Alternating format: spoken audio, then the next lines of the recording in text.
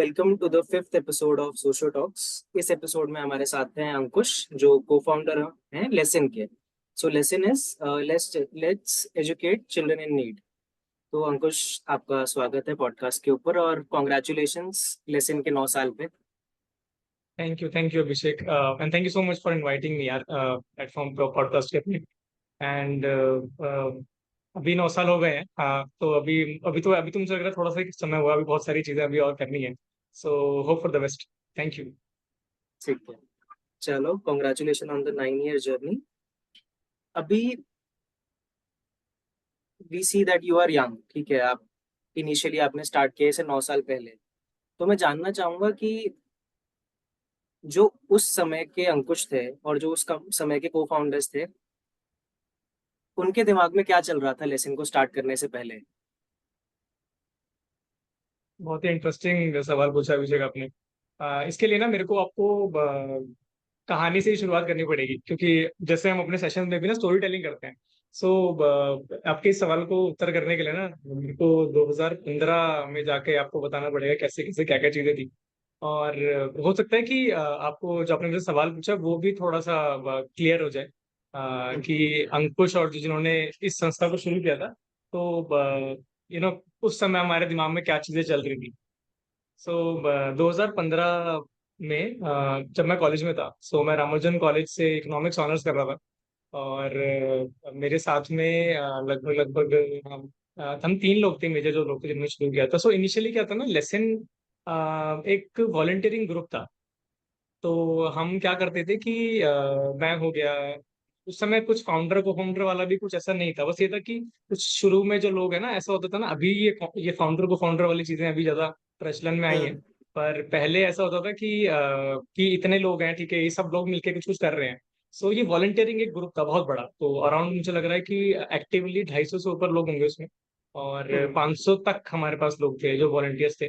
और उनका हमारा काम क्या था कि हम कुछ नहीं, बस ये करते थे कि जो आसपास के दिल्ली के आसपास के स्लम्स होते थे, जैसे रामानुजन कॉलेज से जब अपनी पढ़ाई करी, तो उसी समय सेकेंड ईयर में इसके लिए बहुत सारे क्या बोलते हैं, हमने आसपास के जो स्लम थे हमारे दिल्ली के, उसमें जाके बच्चों को पढ़ाना शुरू किया। इस तरीके से हम्म। इसकी शुरुआत हुई थी।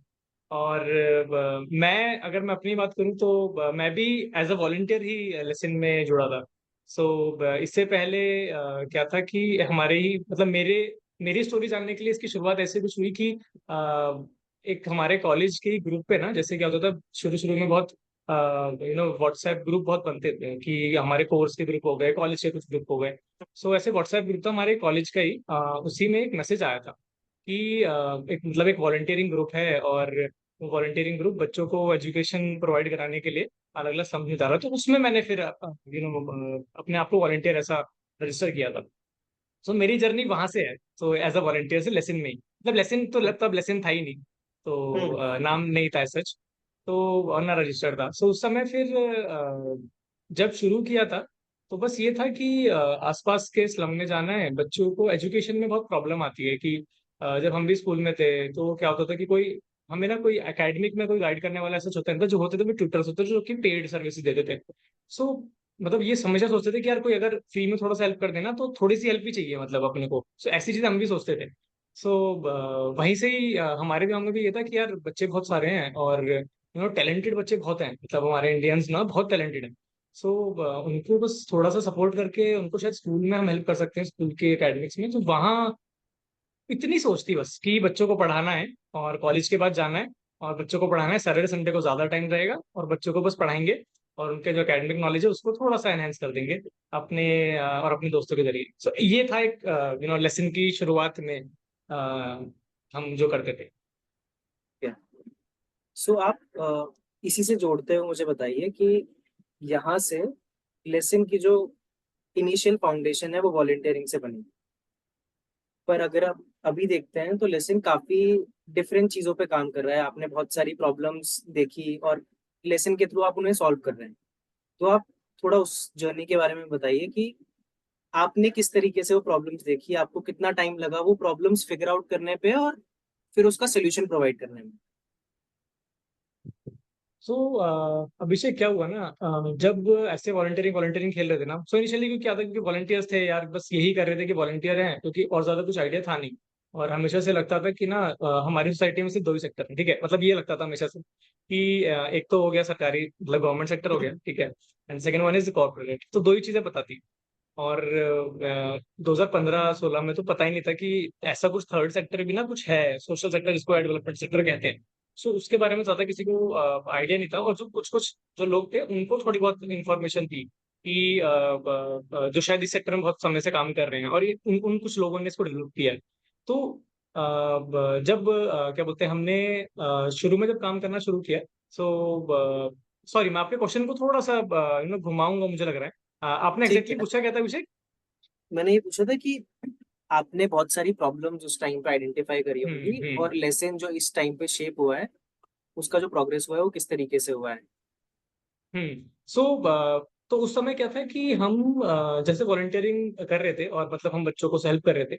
सो एक ना बहुत कोर प्रॉब्लम, बहुत समय काम करने के बाद, यानी कि जब हम 2015 में काम कर रहे थे वॉलंटियर तौर पर, और 2016 में हमें पहले एक चीज समझ में आई। मतलब जो आप जो प्रॉब्लम पूछ रहे हो ना, उससे जस्ट पहले एक और प्रॉब्लम आनी हमारे पास शुरू हुई कि हम्म। लोग तो हमसे जुड़ना चाह रहे हैं, ठीक है, मतलब इस वॉलंटियरिंग ग्रुप में चाहते हैं आना, पर क्या उनके लिए हमारे पास कुछ है नहीं, क्योंकि we are not registered organisation. So पहले ना हमने मतलब स्टेजेस में बहुत सारी प्रॉब्लम सॉल्व करी, और उन उन प्रॉब्लम में से एक प्रॉब्लम ये थी कि हम वॉलंटियर्स को रिटेन कैसे रखें, कैसे एक एक ये कम्युनिटी बना पाए, जिससे कि हम बहुत और लोगों तक और बच्चों तक पहुंच। सो उस हम्म। समय हमने फिर 2016 में इसको ना रजिस्टर किया पहले, लेसन को। तो जो अच्छा। एक वॉलंटियरिंग ग्रुप था, इसका नाम रखा, इसको रजिस्टर हम्म। किया, lesson as in let's educate children in need, तो उसको शॉर्ट में लेसन बोलते हैं। सो इसको हमने रजिस्टर किया, और 2016 में हम रजिस्टर्ड हुए ऑफिशियली, 11 सितंबर 2016 में। और वहां से एक और चीज नई शुरू हुई कि बहुत सारे लोग इंटरेस्टेड हुए एक लीगल एंटिटी के साथ काम करने के लिए, क्योंकि कल को उन्हें सर्टिफिकेट मिलने वाले हैं। यहाँ से ये चीज शुरू हुई, ठीक है। हम्म। अब जब ये चीज शुरू हुई तो हमें समझना है कि लोगों को वॉलंटियर्स को सर्टिफिकेट चाहिए, तो ठीक है, मतलब रजिस्टर करना ठीक है, ये चीज इतना तक हमें पता था। हमने जब आगे बढ़े तो 2017 में एक और चीज हुई, ठीक है, साथ साथ इन दोनों तीनों सालों में ना कंटिन्यूसली ये काम तो चल रहा है कि हमारे पास वॉलंटियर्स हैं, हम खुद वॉलंटियर हैं, और हम काम कर रहे हैं ग्राउंड पे। और ऐसा कुछ किसी का डेजिग्नेशन ऐसा नहीं है कि ये वो है, ठीक है। इनिशियली वॉलंटियर्स थे, किसी कुछ कुछ नाम आए, प्रेसिडेंट वाइस प्रेसिडेंट वाले कुछ नाम है, पर वो सिर्फ नाम के नाम थे, ठीक है।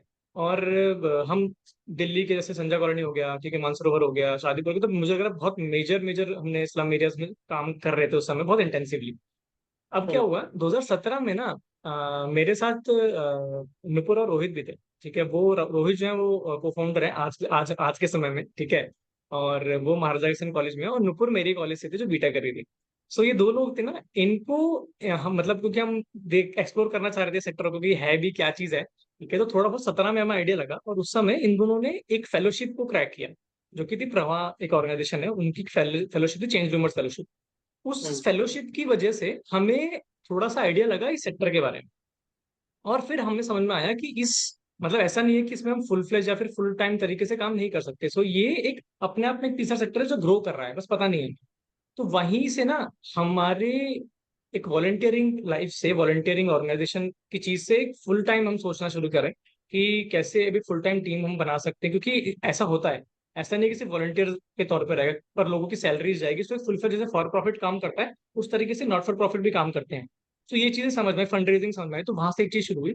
अब एक चीज और आई कंटिन्यूअसली, जैसे हम पढ़ाई में तो थे ही, एकेडमिक्स में हम काम कर रहे थे, और ज्यादातर हमारे पास जो लोग थे वो बहुत ही इंटरेस्टेड थे टीचिंग में। सो हमारा शुरू से काम इसीलिए अलग अलग संस्था में एकेडमिक जो हम हेल्प करते थे बच्चों को, वो इसी वजह से करते थे क्योंकि सारे लोग हमारे पास ऐसे ही थे।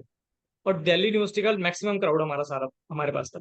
सो 64 उस समय मुझे लग रहा है, कॉलेज सब ज्यादा होंगे मुझे लग रहा है। सो ऑलमोस्ट मुझे लग रहा है हमारे पास हर कॉलेज से कोई ना कोई वॉलंटियर्स था। तो अब उस समय 3-4 साल गुजरे, ठीक है, एक मतलब पैरेलली आप समझ रहे हो, उसे कई सारी चीजें हो रही हैं, ठीक है।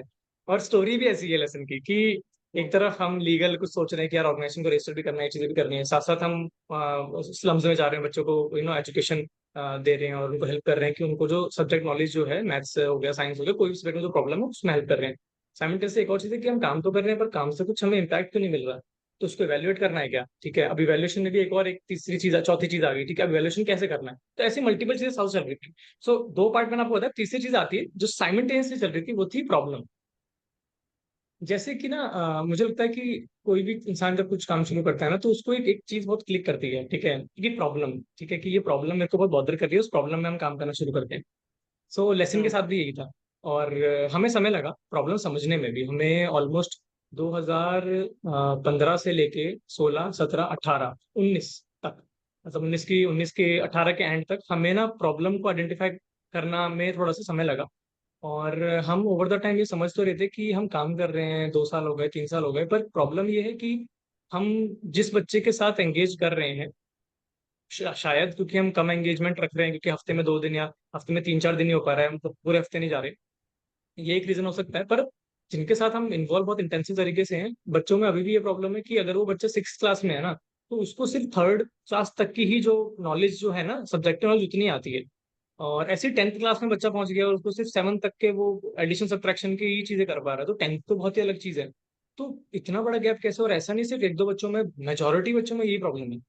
तो ये चीज ना सोचते सोचते ना हमें समझ में आया कि थोड़ा सा ना पीछे जाना पड़ेगा। बच्चों की जो जो लर्निंग लाइफ है ना, लर्निंग स्टेजेस जो है, उसमें थोड़ा सा पीछे आना पड़ेगा। 10th 9th में नहीं, थोड़ा और पीछे आते हैं, 8 6 नहीं, उससे पीछे और पीछे पीछे आए। तो हमने थोड़ा सा अपना काम को ना बहुत ही कन्वर्ज किया। और हमने बिल्कुल छोटे लेवल से और फाउंडेशन में काम करना तब करने का सोचा 2018 के एंड में। और 2018 का एंड जब हुआ तो हमें लगा कि 3 से 6 साल जो है ना, वो एज ग्रुप जो है वो बहुत मैटर करती है लाइफ में। और उसको उस मतलब उस एज में ना बहुत सारे एक्सपीरियंसेस जो होते हैं, जो कि हुए होते हैं, पर उसको हम केटर नहीं करते, ठीक है। और 2018 की बात है, तो उस समय बहुत कम ऑर्गेनाइजेशंस थे जो कि अर्ली चाइल्ड एजुकेशन में काम करते थे, यानी कि 3 से 6 साल की उम्र में। और थे तो बहुत सारे हाई फाई प्री स्कूल्स थे जो काम करते थे। सो वहां से ना इस गैप को समझने के बाद हमने इस तरह अपना जो काम था ना, उसको कन्वर्ट करके हम फाउंडेशन लेवल पे 3 से 6 साल के साथ बच्चों में काम करना वहां से शुरू हुआ। फिर हमारी जर्नी एक और शुरू हुई 2019 से। सो उसमें मैं शायद आपका एक अगला सवाल शायद कुछ होगा उससे रिलेटेड, तब उस पर आऊंगा। पर ये इस तरीके से हमारे, मुझे लगता है कि चीजें बदली हैं। और आई डोंट नो किस तरीके कितना मैं आपके सवाल को आंसर कर पाया हूँ। पर क्योंकि साइमल्टेनियसली बहुत सारी चीजें चल रही थी, तो उसमें ऐसी एक नहीं, मल्टीपल प्रॉब्लम थी, जिसमें से एक जो फील्ड की प्रॉब्लम थी और हमारे काम को जिसने आज शेप किया है, वो ये था। सो आई थिंक इससे हम लोग जान सकते हैं कि जो आपके अभी के कुछ प्रोग्राम्स हैं, आपने फाउंडेशन की बात की, तो आई थिंक आपका एक प्रोग्राम है नीव। तो थोड़ा उसके बारे में बताइए। जो इनिशियली हम ये समझ पा रहे हैं आपकी जर्नी से कि वो शुरू हुआ वॉलंटियरिंग से, फिर उसको एक तरीके से आपने स्ट्रक्चर दिया लीगल फॉर्मेट में, क्योंकि आप चाह रहे थे कि आप ज्यादा बड़े क्राउड के साथ काम कर पाएं। फिर उसके बाद साइमल्टेनियसली आपको प्रॉब्लम्स भी दिख रही थी कि जो भी आप काम कर रहे हैं, आप इतना वक्त लगा रहे हैं इन बच्चों के साथ, लेकिन कोई इम्पैक्ट नहीं आ पा रहा है।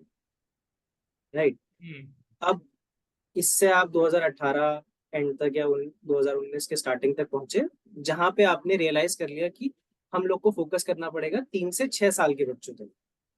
अब मुझे थोड़ा यहाँ से बताइए कि यहाँ से आपके प्रोग्राम्स जो हैं वो किस तरीके से इवॉल्व हुए, और 2019 से अब तक इन प्रोग्राम्स में आप क्या क्या ट्वीक्स डालते हो, क्योंकि आपको हर साल कुछ पता चलता होगा। बिल्कुल। Even I think her class में पता चलता होगा जो आप ले रहे होते होंगे। ठीक है, आपको हम्म। वॉलंटियर से रिस्पॉन्स मिलता होगा, आपको बच्चों से रिस्पॉन्स मिलता होगा। राइट, हम्म। तो उसके बारे में बताइए थोड़ा। सो अभिषेक, हमारे प्रोग्राम्स ना, मतलब 2015 में उन प्रोग्राम का मैंने जिक्र नहीं किया, तो आप हमारा कभी अगर फेसबुक पेज देखोगे ना, सो हम्म। 2015 में आप जाना, ठीक है। इंस्टाग्राम में शायद ही होगा, क्योंकि उस समय इंस्टाग्राम इतना एक्टिव नहीं हुआ करता था। फेसबुक बहुत चलता था 2015 में, हम्म। 2010 के बाद से फेसबुक। तो हमारे ना बहुत सारे ऐसे प्रोग्राम्स हुआ करते थे। सो प्रोग्राम्स बहुत अलग अलग तरीके से ग्रो हुए हैं। सो पहले हमारे प्रोग्राम का नाम, जिसमें हम बच्चों को पढ़ाते थे, रेमिडल, मतलब रेमिडल उनके सेशंस लेते थे स्कूल का, तो उनको हम ज्ञान मुद्रा कहते थे।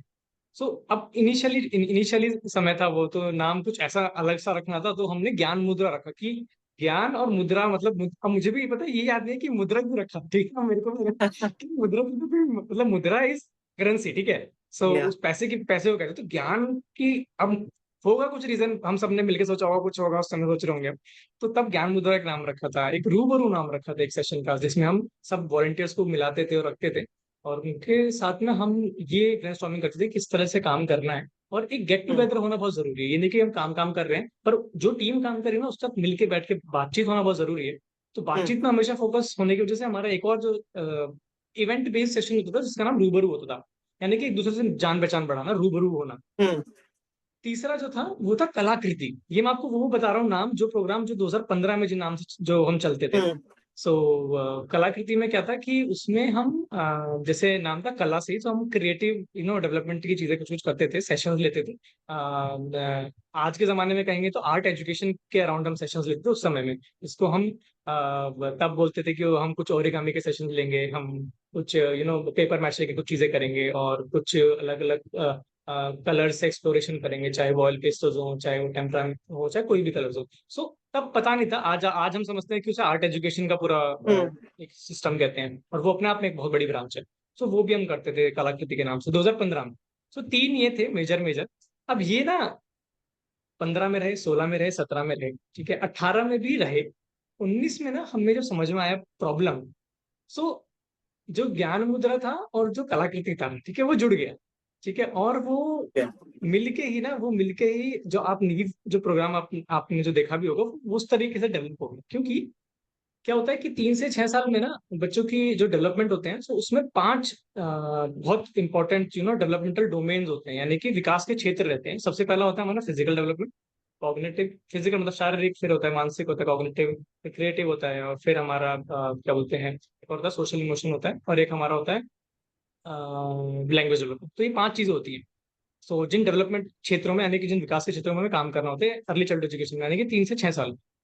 अब अब आप देख रहे होंगे ना ऑटोमेटिकली इसके अंदर क्रिएटिव आ गया। ठीक है, इसके अंदर वो सारी चीजें आ गई जो हमारे दोनों प्रोग्राम में आती थी। और साथ साथ रूबरू जो था वो थोड़ा अलग तरीके से मॉडिफाई होगा, उसके बारे में मैं बाद में बताऊंगा। तो जो एजुकेशन वाला जो था ना नीव, वो इस तरीके से डेवलप हुआ कि हम पांचों डोमेन में काम करेंगे जो मैंने आपको बताया। ठीक है, इन पांचों डोमेन में 3 से 6 साल के बाद बच्चे काम करेंगे, जिसमें इसी में अलग अलग एक्सपीरियंसेस देंगे। अब वो एक्सपीरियंसेस क्या होंगे, इनिशियली एक्सपीरियंस हमारे सिर्फ एजुकेशन अराउंड पे, क्योंकि हम एक एजुकेशन ऑर्गेनाइजेशन ही शुरू से रहे। आज जाके हमें ये चीज समझ में भी आती है कि सारी चीजें बहुत इंटरलिंक है। तो हम सिर्फ एजुकेशन की बात अकेले में नहीं कर सकते, हेल्थ, न्यूट्रिशन, इन्वायरमेंट और क्लाइमेट को अलग रख के। सो इन सब का होना भी बहुत जरूरी है। और हम बात कर रहे हैं एक ऐसे बच्चों के जो कि 2040 के लीडर्स बनने वाले हैं। ठीक है, उन बच्चों का आज हम काम कर रहे हैं। सो उनमें वो सब स्किल होना बहुत जरूरी है जो कि आने वाले फ्यूचर लीडर्स में जो होने चाहिए। सो फिर हम इन सब चीजों को कैसे अलग रख सकते हैं। सो आज के समय में जो नींव भी है वो उसमें भी थोड़ा सा बदलाव आया है। सो अभी हमें 9 साल पूरा हुआ है, सो उसी के उपलक्ष्य में हमने अपना काम को भी थोड़ा सा और एक्सपैंड किया है। Expand not in the terms of कि हम और आंगनवाड़ीज या और नई ज्योग्राफिकल लोकेशन बढ़ा रहे हैं, पर हम एजुकेशन, अर्ली चाइल्ड एजुकेशन में जितने 5 डोमेन होते हैं उसी में और इंटेंसिवली जा चुके हैं। और न्यूट्रिशन, एजुकेशन के अलावा न्यूट्रिशन, हेल्थ, एनवायरनमेंट और क्लाइमेट, इन पांचों को साथ में मिला के हम काम करने वाले हैं अब से। सो ये अभी हमने अपने 9 साल पूरे होने पर ही इसमें करना शुरू किया। सो ये नींव ही है जो एक्सटेंडेड हो गया है। और रूबरू की हम्म अगर बात करें हम, सो ये एकेडमिक वाला हमारा नींव था। रूबरू जो था, रूबरू इस तरीके से थोड़ा सा बदला कि हमारे लोगों के साथ साथ ना हमारे लोग सिर्फ वॉलंटियर्स नहीं रहे, क्योंकि 2019 के बाद क्या हुआ कि 2019 की स्टोरी देखो, आपको बताता हूँ मैं कैसे हुई थी। कि 2019 में हमें, जब हम काम कर रहे थे ना, और हमने बहुत बहुत सारे स्लम्स देखे थे, बहुत सारे स्लम देख चुके थे पिछले 3 से 4 सालों में। और बहुत सारे नोएडा के भी एरियाज देखे हुए थे, गाँव की बहुत सारी जगह देखी हुई, दिल्ली की और नोएडा, ग्रेटर नोएडा की। तो हमें एक चीज़ और समझ में आई कि पहले ना ये समझना पड़ेगा कि जरूरत किस चीज़ की है। ठीक है, अब ये नहीं हम कर सकते, क्योंकि हम नॉर्मली शायद जो लोग प्रिविलेज होते हैं ना वही सोचते हैं कि हमें पता है कि सामने वाले लोगों को क्या चाहिए, बिना सामने वाले से पूछे। ठीक है, तो ये टेंडेंसी होती है। सो ये जानना बहुत जरूरी है कि सामने प्रॉब्लम एक्चुअली में है कि नहीं। हम चाहते हैं उन्हें एजुकेशन देना, पर क्या वो सच में एजुकेशन उनके लिए प्रायोरिटी है या कुछ और है। हम्म तो यहाँ एक बहुत बड़ा सवाल आया। अब वहीं से हमने फिर ना सर्वे भी करना शुरू किए थे 2019 में, और हमने अलग अलग कम्युनिटीज में प्रॉब्लम आइडेंटिफाई करी कि जो हम प्रॉब्लम सोच रहे हैं, ठीक है, ये फाउंडेशन लेवल की, क्या ये एग्जिस्ट करती भी है कि नहीं, या बच्चे कहीं और हम्म जा रहे हैं, क्या बच्चे प्री स्कूल या ऐसे भी सर्विसेज ले रहे हैं, या आंगनवाड़ी इतनी सक्षम है। आंगनवाड़ी का तो तब इतना पता भी नहीं था हमें 2019 में, क्योंकि ज्यादा सुना नहीं था, बस ये पता था कि आंगनवाड़ी की जगह है जहाँ पे बच्चे जाते हैं छोटे, और लैक्टेटिंग मदर्स जाती हैं। ठीक है, और उनको गवर्नमेंट कुछ सपोर्ट करती है, इतना ही हमें पता 2019 में। वो पता लगा आज हम बहुत इंटेंसिवली आंगनबाड़ी में ही काम कर रहे हैं। तो ऐसी हम्म। लर्निंग थी हमारी बड़ी भी। सो 19 में हमने क्या किया था कि सारी कम्युनिटी देखने के बाद एक कम्युनिटी थी संजय कॉलोनी, ओखला में। ओखला फेज 2 में है वो। और 2019 में हमने वहां पे ना ही अपना सबसे पहला पायलट शुरू किया प्री स्कूल में काम करने का। कैसे किया हमने हमने एक बालवाड़ी शुरू करी। बालवाड़ी होती है जो एक प्री स्कूल एनजीओ रन करता है। सो एक बालवाड़ी शुरू करी जिसमें 3 से 6 साल के बच्चे आते थे। और हमने एक रेंटेड स्पेस लिया जिसमें 4 हमारे पास कमरे थे, एक छोटा सा हॉल था उसी स्लम के अंदर। तो स्लम के अंदर एक फ्री प्री स्कूल हमने शुरू किया 2019 में। और उस समय एक दो चीज़ें और अच्छी हुई कि हमें विप्रो फाउंडेशन ने उस समय सपोर्ट करना शुरू किया था। और तो हम थोड़ी सी और क्लैरिटी हमें आई हमारे काम को लेकर। और वहीं से हमें हमारी ट्रेनिंग भी हुई अर्ली चाइल्ड एजुकेशन में, जो विक्रमशिला ऑर्गेनाइजेशन है, आर्ट्स पार्ट है। तो बहुत सारे ऐसे ऑर्गेनाइजेशन जो सेम डोमेन में काम कर रहे हैं, आर्ट एजुकेशन में, अर्ली चाइल्ड एजुकेशन में, अर्ली चाइल्ड डेवलपमेंट में, के ऐसे ऑर्गेनाइजेशन भी टच में आए जिनके साथ हमने ट्रेनिंग ली और उन्होंने हमें मेंटोर किया, हम सीखे उस चीज में। क्योंकि मैं इकोनॉमिक्स स्टूडेंट हूँ, बाकी 2 लोग बीटेक हैं, बाकी सब वॉलंटियर्स थे उस समय। अब एक और प्रॉब्लम समझ में आई कि ये हमने सेंटर ले लिया, ठीक है, और हम वहाँ पे प्री स्कूल रन करने वाले हैं, हम ही लोग कर रहे हैं। अब एक प्रॉब्लम ये थी कि वॉलंटियर्स जो थे ना वो, आप भी जानते होंगे, आपने वॉलंटियर्स काम किया होगा, कि वॉलंटियर्स जो हैं वो ना, उनपे एक प्रॉब्लम क्या रहती है कि वो अवेलेबिलिटी का बहुत उसका इशू रहता है, कि वो कमिटमेंट नहीं दे पाते बहुत बार।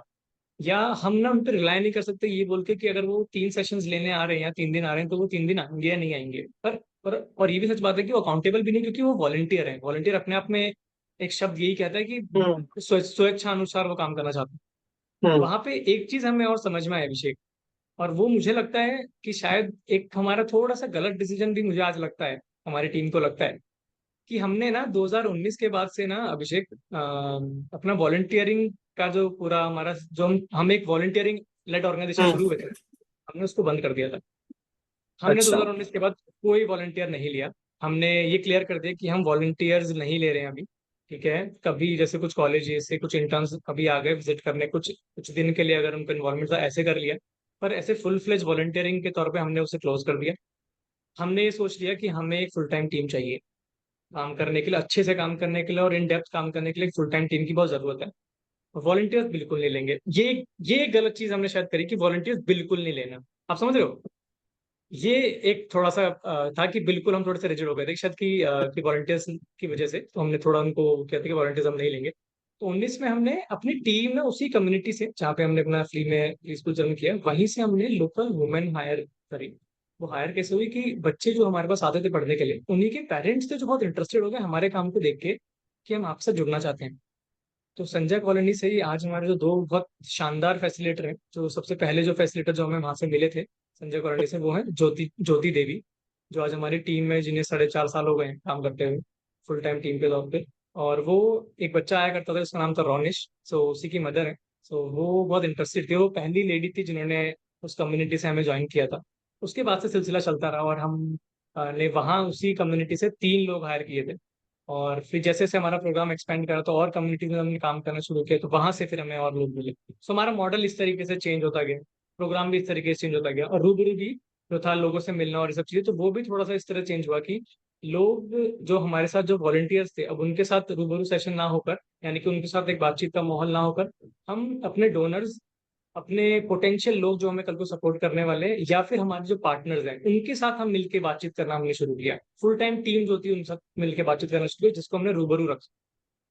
और आज भी जो हमारे पुराने वॉलंटियर्स हैं वो रूबरू को इस तरीके से देखते हैं कि आज भी जो हमारे सेशंस होते हैं तो रूबरू के सेशन यही होते हैं कि हम सब लोग मिलते हैं वापस से और पॉट तक लंच करते हैं, या फिर बस मिलते हैं अलग अलग जगह और कोई विजिट करते हैं, कोई ऐसा एक्सपोजर, ऐसी एक्सपोजर ट्रिप पे जाते हैं जहाँ हम पहले कभी नहीं गए। सो ऐसे हमारे प्रोग्राम्स, शायद मैंने आपको ज्यादा ही बता दिया प्रोग्राम्स के अलावा, थोड़ी ग्रोथ भी बता दी कि किस तरह से ग्रोथ भी हमने बता अपना दी। ट्रांजिशन किया है। सो आपने मेंशन किया कि आप आंगनवाड़ी के साथ आपने काम करना शुरू किया। तो मुझे थोड़ा सा बताइए कि आपने थोड़ा सा ब्रीफली बता भी दिया है कि आंगनवाड़ी करते क्या है। तो थोड़ा डीपली बताइए कि आंगनवाड़ी में एक्चुअली क्या होता है ऑन ग्राउंड, एंड आपका रोल उसके अंदर कहाँ पे आता है। सो अभिषेक, पहले ना मुझे लग रहा है मैं आपसे सवाल पूछना चाहूंगा इसमें, तो कि आपको आंगनवाड़ी के बारे में क्या पता है? आंगनवाड़ी सुनते ही आपके ध्यान में क्या आता है? सो मुझे आंगनवाड़ी सुनते ही वो आंगनवाड़ी वाली बाइयां याद आती हैं जो यू नो अलग अलग घर में जाती थी, ठीक है, वहां पे बात करती थी। इवन जो प्रेग्नेंट वुमेन है उनसे बात करती थी। मुझे बस मेजरली यही पता है कि ऐसे कोई भी अगर गांव में आप जाओगे या किसी भी ऐसे जगह पे जाओगे, सब अर्बन टाइप की जगह पे जाओगे, तो वहां पे कुछ डेजिग्नेटेड लोग हैं उसी कम्युनिटी से, उसी गांव से, जो घर घर जाते हैं एंड थोड़ा सा जागरूकता काइंड ऑफ फैलाते हैं, मेजरली बच्चों से रिलेटेड एंड मदर से रिलेटेड। सिर्फ यही मुझे पता है इसके बारे में। ठीक है। हाँ मतलब जितना आपको पता है ना, मुझे ऐसा लगता है कि ऑब्जेक्ट, मुझे ऐसा लगता है 80 से ना 85% लोगों को शायद नहीं पता हो।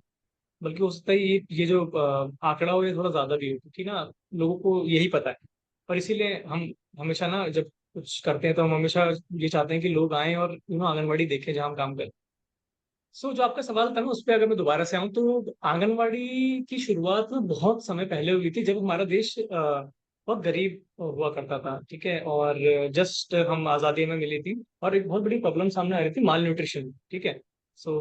जिसमें बच्चे की डेथ हो जा रही थी, ठीक है, मदर्स को बहुत प्रॉब्लम हो रही थी। वहीं से आंगनवाड़ी की शुरुआत हुई कि कैसे अ, बच्चों को, बच्चे जो डेथ से मर रहे हैं, इनको कुछ बेनिफिट हो, इनको कुछ हेल्प की जाए, जिससे कि ये डेथ कम कर सके। और साथ साथ मदर्स, क्योंकि ऑब्वियसली क्योंकि बच्चा आने से पहले मदर के वूम्ब में है, ठीक है, तो वो वहां में ही बहुत सारे न्यूट्रिशन नहीं मिल पाते, इस वजह से उसकी डेथ हो जाती है। और उसके लिए तीन चीजें हैं, मतलब ये एक हेल्थ वाली चीज भी है, न्यूट्रिशन वाली चीज भी है, और साथ साथ एक अवेयरनेस वाली चीज भी है, ठीक है। इसके लिए गवर्नमेंट ने काम करना शुरू किया, जो आपने सुना भी होगा। आपने कुछ ऑलरेडी आपने बताया भी कि अवेयरनेस करते थे, जाते थे इलेक्टेड लीडर्स को बताते थे, तो वो एक चीज थी। उसके अलावा खिचड़ी बहुत जगह मिलती थी आंगनवाड़ी में। बच्चों के लिए खिचड़ियाँ मिलती थी, और घर में भी खिचड़ियाँ कुछ कुछ जाया करती थी उस समय। और इसके अलावा हेल्थ में भी चीजें मिलती थी। तो इस तरीके से आंगनवाड़ी की पूरा ढांचा बना। जैसे जैसे ना, जैसे जैसे समय बीतता गया ना, और हमारा देश में इम्प्रूवमेंट होती गई, हेल्थ में, न्यूट्रिशन में, बाकी चीजों में, फिर हम थोड़ा सा एजुकेशन की तरफ आए। तब हमने फिर आंगनवाड़ीज में ये भी सोचना शुरू किया कि बच्चों का होना सिर्फ उनको खिचड़ी देना ही नहीं है, ठीक है। बच्चे अगर आ रहे हैं तो खिचड़ी दे के उनके साथ थोड़ी बहुत बातचीत कर ली, और माँ बाप से थोड़ी बहुत बातचीत कर ली, और काम खत्म, ये नहीं है। थोड़ा सा और रिस्पॉन्सिबिलिटीज आई आंगनवाड़ी वर्कर के ऊपर, है वो थी कि एजुकेशन में भी, कि उनको अब एजुकेशन में भी चीजें करनी है। यानी कि बच्चे को, जो 3 से 6 साल का जो बच्चा वहां रहता है, उसके साथ कुछ कुछ सत्र भी लेने, यानी सेशंस भी लेने, जो कि अराउंड होने चाहिए। अब देख रहे हो साथ साथ क्या चीज हो रही है। ये तब की बात है जब हमारा देश में बहुत सारी पॉलिसीज आ रही थी, एक एजुकेशन पॉलिसी आनी शुरू हुई। और धीरे धीरे अभी रिसेंटली जो 2020 में आई थी कोविड के टाइम पे जो पॉलिसी, उसमें मेंशन था क्लियरली कि फाउंडेशनल लेवल पे काम होना चाहिए, और 3 से 6 साल कितने जरूरी है। तो उस समय वो आई, अब उसमें उस समय और बूस्ट हो गया है। उससे पहले भी था, पर इतना इम्फेसिस गवर्नमेंट ने नहीं दिया था अर्ली चाइल्डहुड ईयर्स में। अब वहां से इस पूरी चीज की शुरुआत हुई आंगनवाड़ी की, और इस तरह का काम होता गया, और एजुकेशन में धीरे धीरे धीरे धीरे काम बढ़ता गया। अब क्या हुआ कि एजुकेशन में काम हो रहा था, प्रॉब्लम पता है क्या हुई कि आज भी अगर आप कभी किसी आंगनवाड़ी में जाएंगे ना अभिषेक, तो आप एक चीज नोटिस करेंगे कि वहां पे ना, जो बच्चा है और जो आंगनवाड़ी वर्कर है, आंगनवाड़ी में जो काम करती है टीचर्स, उनको आंगनवाड़ी वर्कर कहते हैं, और उनको जो असिस्ट करती है उसको कहते हैं आंगनवाड़ी हेल्पर। तो ये दो लोग होते हैं जो आंगनवाड़ी सेंटर्स में रहते हैं। इसके अलावा सुपरवाइजर और बाकी जो है वो हायरार्की वो अलग है। तो ये ग्राउंड पे काम करते हैं दोनों लोग। और मतलब डायरेक्टली बच्चा जो एंगेज करते हैं, ये आंगनवाड़ी वर्कर और हेल्पर है।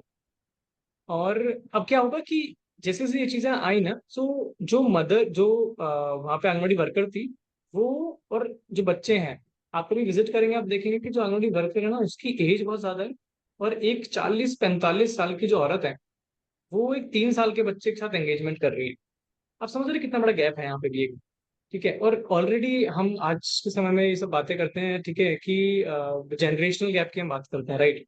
सो हम गाँव में अगर जाएं तो गाँव में भी वो जनरेशनल गैप है। पर ये लोगों को पता नहीं कि वो गैप है क्या, जनरेशनल गैप आज हम बोल पा रहे हैं कि हम थोड़ा समझते हैं चीजों को। पर उस जो आंगनवाड़ी सेंटर में, उसमें ये है कि अब वो जो आंगनवाड़ी वर्कर है जिसने 20 से 25 साल इस सिस्टम में दिए हैं, उसने किस चीजों में ज्यादा प्रशिक्षण लिया, यानी किस चीजों में ज्यादा ट्रेनिंग ली है, वो ये है कि हेल्थ में, न्यूट्रिशन में, और अवेयरनेस फैलाने। मैक्सिमम जिनका टाइम गया वो अवेयरनेस में गया। अब एजुकेशन इतना नहीं सीखे हैं वो।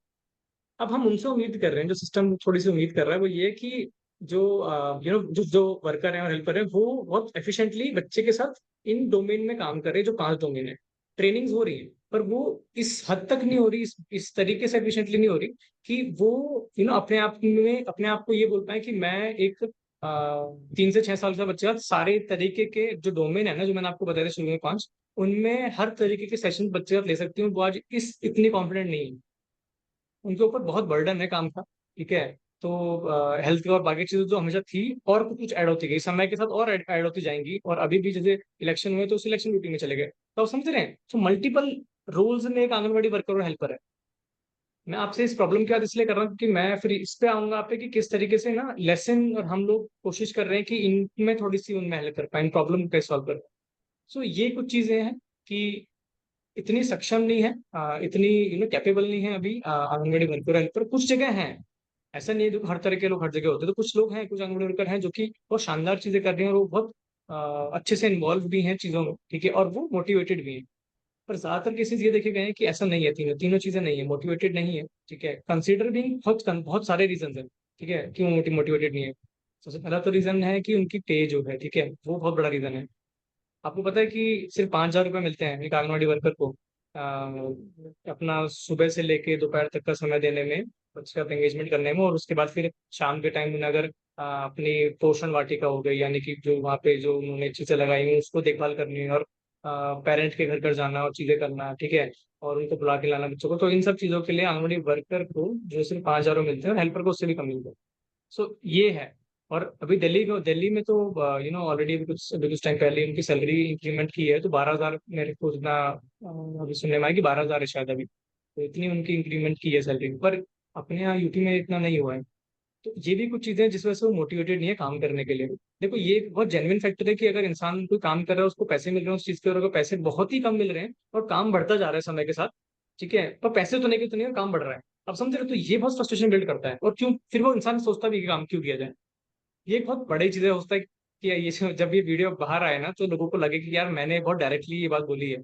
ठीक है, और जो कि मुझे लगता है कि शायद हम लोग ही इस बात की अगर एडवोकेसी नहीं करेंगे ना कि ये प्रॉब्लम है जो कि ग्राउंड पर हम देख रहे हैं, तो शायद कौन करेगा।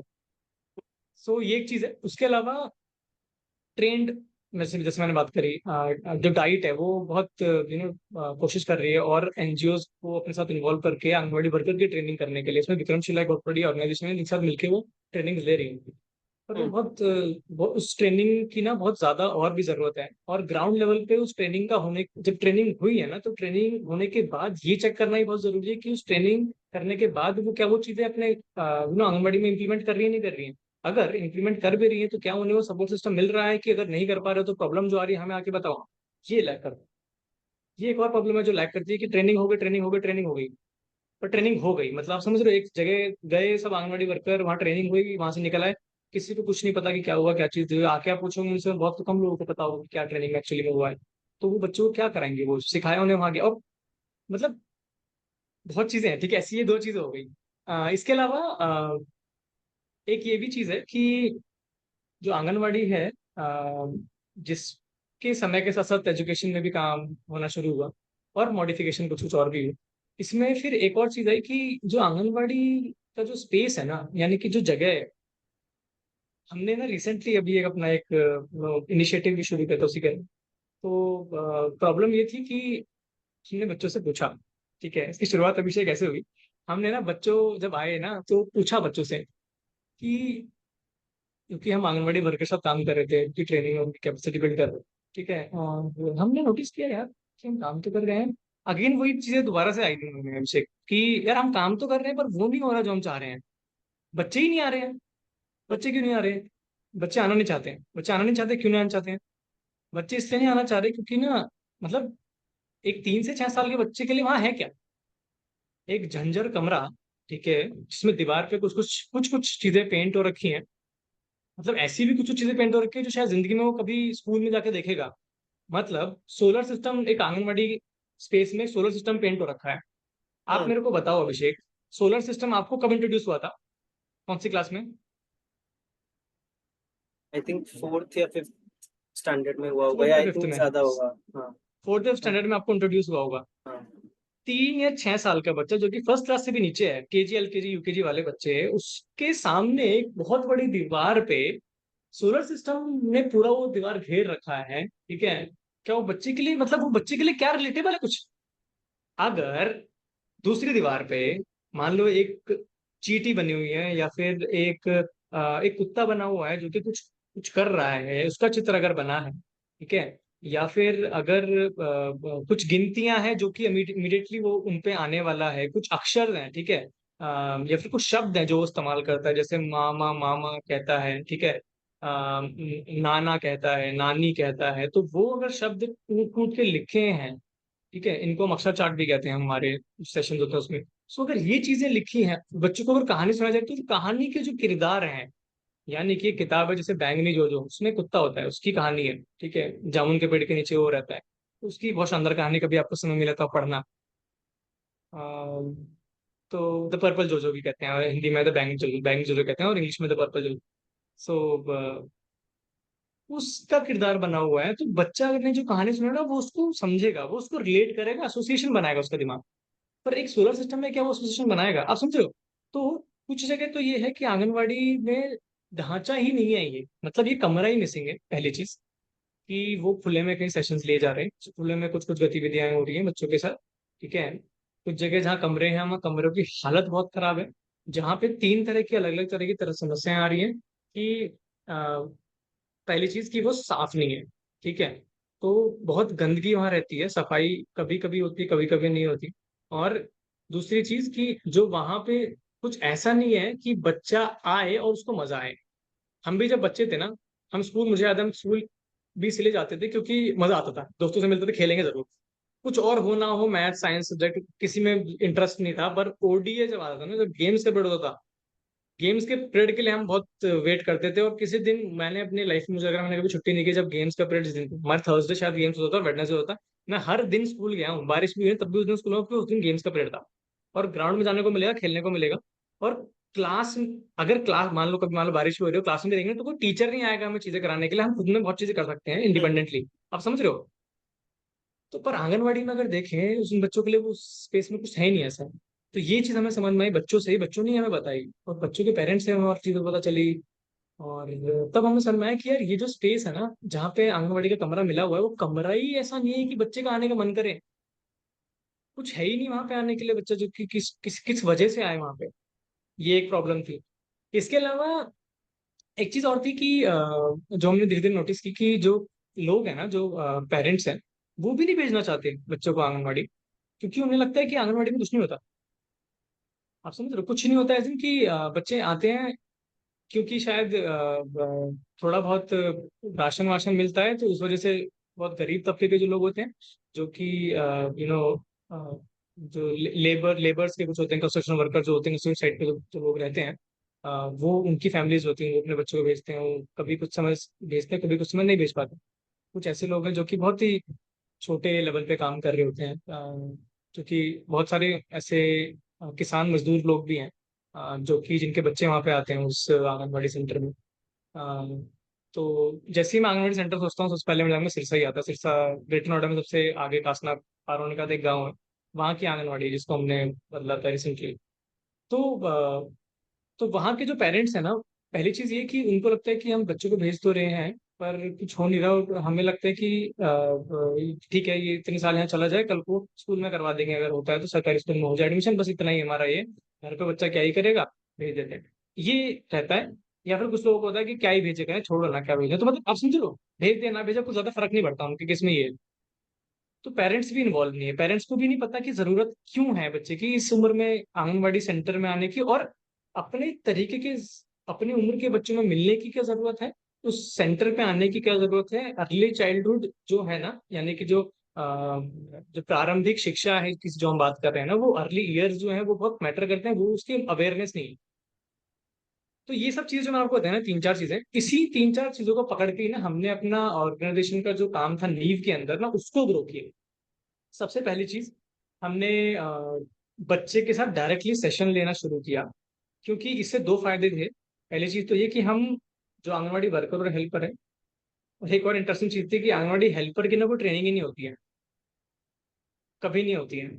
आप यकीन नहीं मानेंगे कि हम शायद पहले ऐसा ऑर्गेनाइजेशन है जिन्होंने, अब मुझे नहीं पता, शायद वो बाकी लोग और बता पाएंगे, उस टाइम मैं गलत भी हो कि और भी ऑर्गेनाइजेशन करते हैं ऐसा, पर जितना हमें सामने से आंगनवाड़ी हेल्पर ने बोला है, मुझे याद है कि हमने उनकी जब ट्रेनिंग सेशन लिया था कि कैसे बच्चों के साथ हम सत्र ले सकते हैं, कैसे इस उम्र में किस उम्र में किस तरीके की चीजें होना चाहिए, और किस किस रिश्ते के साथ बच्चे के साथ काम करना चाहिए, वो रिश्ता बहुत जरूरी है सबसे पहले।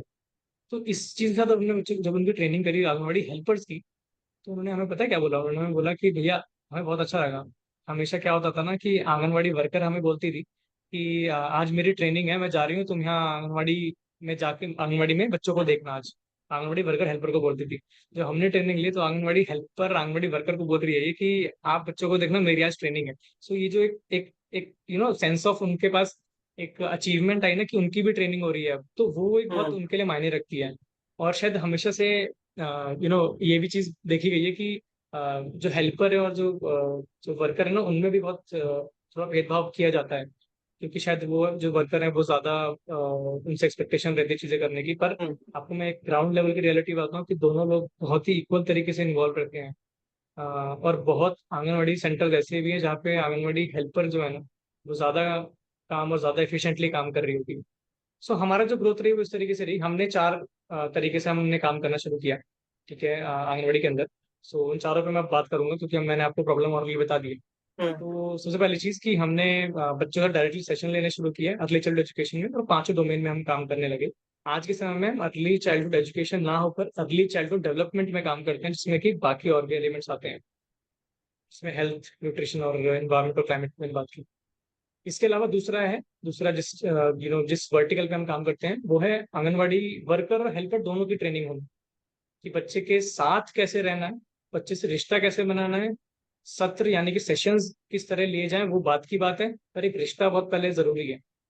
फिर सेशंस में कैसे हम सेशंस को बेहतर बना सकते हैं, सेशंस में प्रॉब्लम कहाँ आ रही है, उसमें फीडबैक्स और उसमें फिर फॉलो अप्स करनी। सो ये हमारी ट्रेनिंग का पार्ट रहता है, इसमें हम उन्हें अपस्किल करते हैं क्योंकि ऑलरेडी कुछ तो उनके पास स्किल्स ऑलरेडी हैं, तो इसमें उनको बेटर करना बहुत जरूरी है। तीसरी चीज, जो पेरेंट है, जो कम्युनिटी है, वो उस आंगनवाड़ी सेंटर से अटैच हो, और उस कम्युनिटी का एक रिश्ता बने आंगनवाड़ी के साथ। वो कैसे बनता है, हम पेरेंट्स फैसिलिटेटर मीटअप करते हैं। स्कूल जहाँ पे पीटीएम हुआ करती है, हम आंगनवाड़ी के हम्म। अंदर ही पीटीएम करते हैं, उसको हम पीएफएम बोलते हैं। जिसमें कि पेरेंट्स आते हैं और वो हमारे साथ, मतलब हम बर्थडे सेलिब्रेशन भी करते हैं उनके, मतलब अलग अलग मौके ढूंढते हैं कि जिनसे कि पेरेंट्स और कम्युनिटी को आंगनवाड़ी से जोड़ें और उन सबको साथ में लाएं, और फिर उनके साथ अलग अलग गतिविधियां करें, जिससे कि हम उन गतिविधियों में इस पे फोकस कर सके। कभी कभार सिर्फ मजा मस्ती भी होता है, कभी कभार इस चीज पे फोकस भी रहता है कि क्या अवेयरनेस किस चीज पे अर्ली चाइल्डहुड एजुकेशन और डेवलपमेंट में फोकस करके उन्हें अवेयरनेस देनी है। तीसरी ये चीज है। चौथा जो एलिमेंट है वो हमने रिसेंटली इंट्रोड्यूस किया था, जो कि था रिवैम्पिंग एंड आंगनवाड़ी। तो कि आंगनवाड़ी को बेहतर कैसे बनाए दिखने में, क्योंकि बच्चे को तो दिखने वाली चीज पसंद आएगी ना, तो बच्चे के नजरिए से उस आंगनवाड़ी में क्या चीजें हैं या नहीं है, तो उसको बच्चे के अनुसार बदल देना। सो उसी को हम रिवैम्पिंग कहते हैं, जिसमें हम आंगनवाड़ी जो जिनके खुद के पास अपने कमरे होते हैं, या फिर जिनके पास कमरे नहीं भी होते, तो अभी हमारे एक और पायलट एक चीज होने वाली है इन फ्यूचर, इसमें हम एक टेम्पररी रूम्स भी बना रहे हैं, देखते हैं वो भी कैसा रहेगा। तो अब इस फोर्थ वाले में हम क्या करते हैं कि आंगनवाड़ी जिनके पास कमरे हैं उन कमरों को हम पेंट करते हैं, उन कमरों में ऐसे एलिमेंट्स लेके आते हैं जो कि उनकी पेडागोजी से डायरेक्टली लिंक्ड है। बच्चे के साथ जो सेशंस होने वाले हैं उस एक जो 3 साल में, यानी कि पहला साल 3 से 4, 4 से 5 और 5 से 6 साल में, यानी कि 3 सालों में बच्चे के साथ जो सेशंस होने वाले हैं जिस तरीके के, उस तरीके की पेडागोजिकल प्रिंट रिच चीजें जो हों, जो एलिमेंट्स जो कि उस दीवार पे होने चाहिए जहां से हमें बच्चे का सेशन लेने में आसानी हो। सिर्फ चार दीवारों के अलावा जमीन का भी हम इस्तेमाल करते हैं, जहाँ पे हॉप स्कॉच और अलग अलग, जो शायद आई थिंक कुछ प्री स्कूल्स जो होते हैं वहाँ पे ऐसी कुछ चीजें होती हैं कि हॉप स्कॉच बनाए जाते हैं अलग अलग तरीके के। सो ऐसे हम प्रिंट रिच इन्वायरमेंट से उसको बहुत एक इंक्लूसिव स्पेस बनाते हैं कि बच्चा वहाँ पे आए और उस दीवार से भी ना वो अपने आप को एंगेज कर सके। सो कि एक जैसे एक मैं आपको एग्जाम्पल दूंगा कि एक पूरी दीवार होती है जिसमें ना एक नीचे, क्योंकि बच्चा ऐसे नहीं, हम ऐसे नहीं चलते हैं मुंह पर करके ना, हम सामने देख के चलते हैं।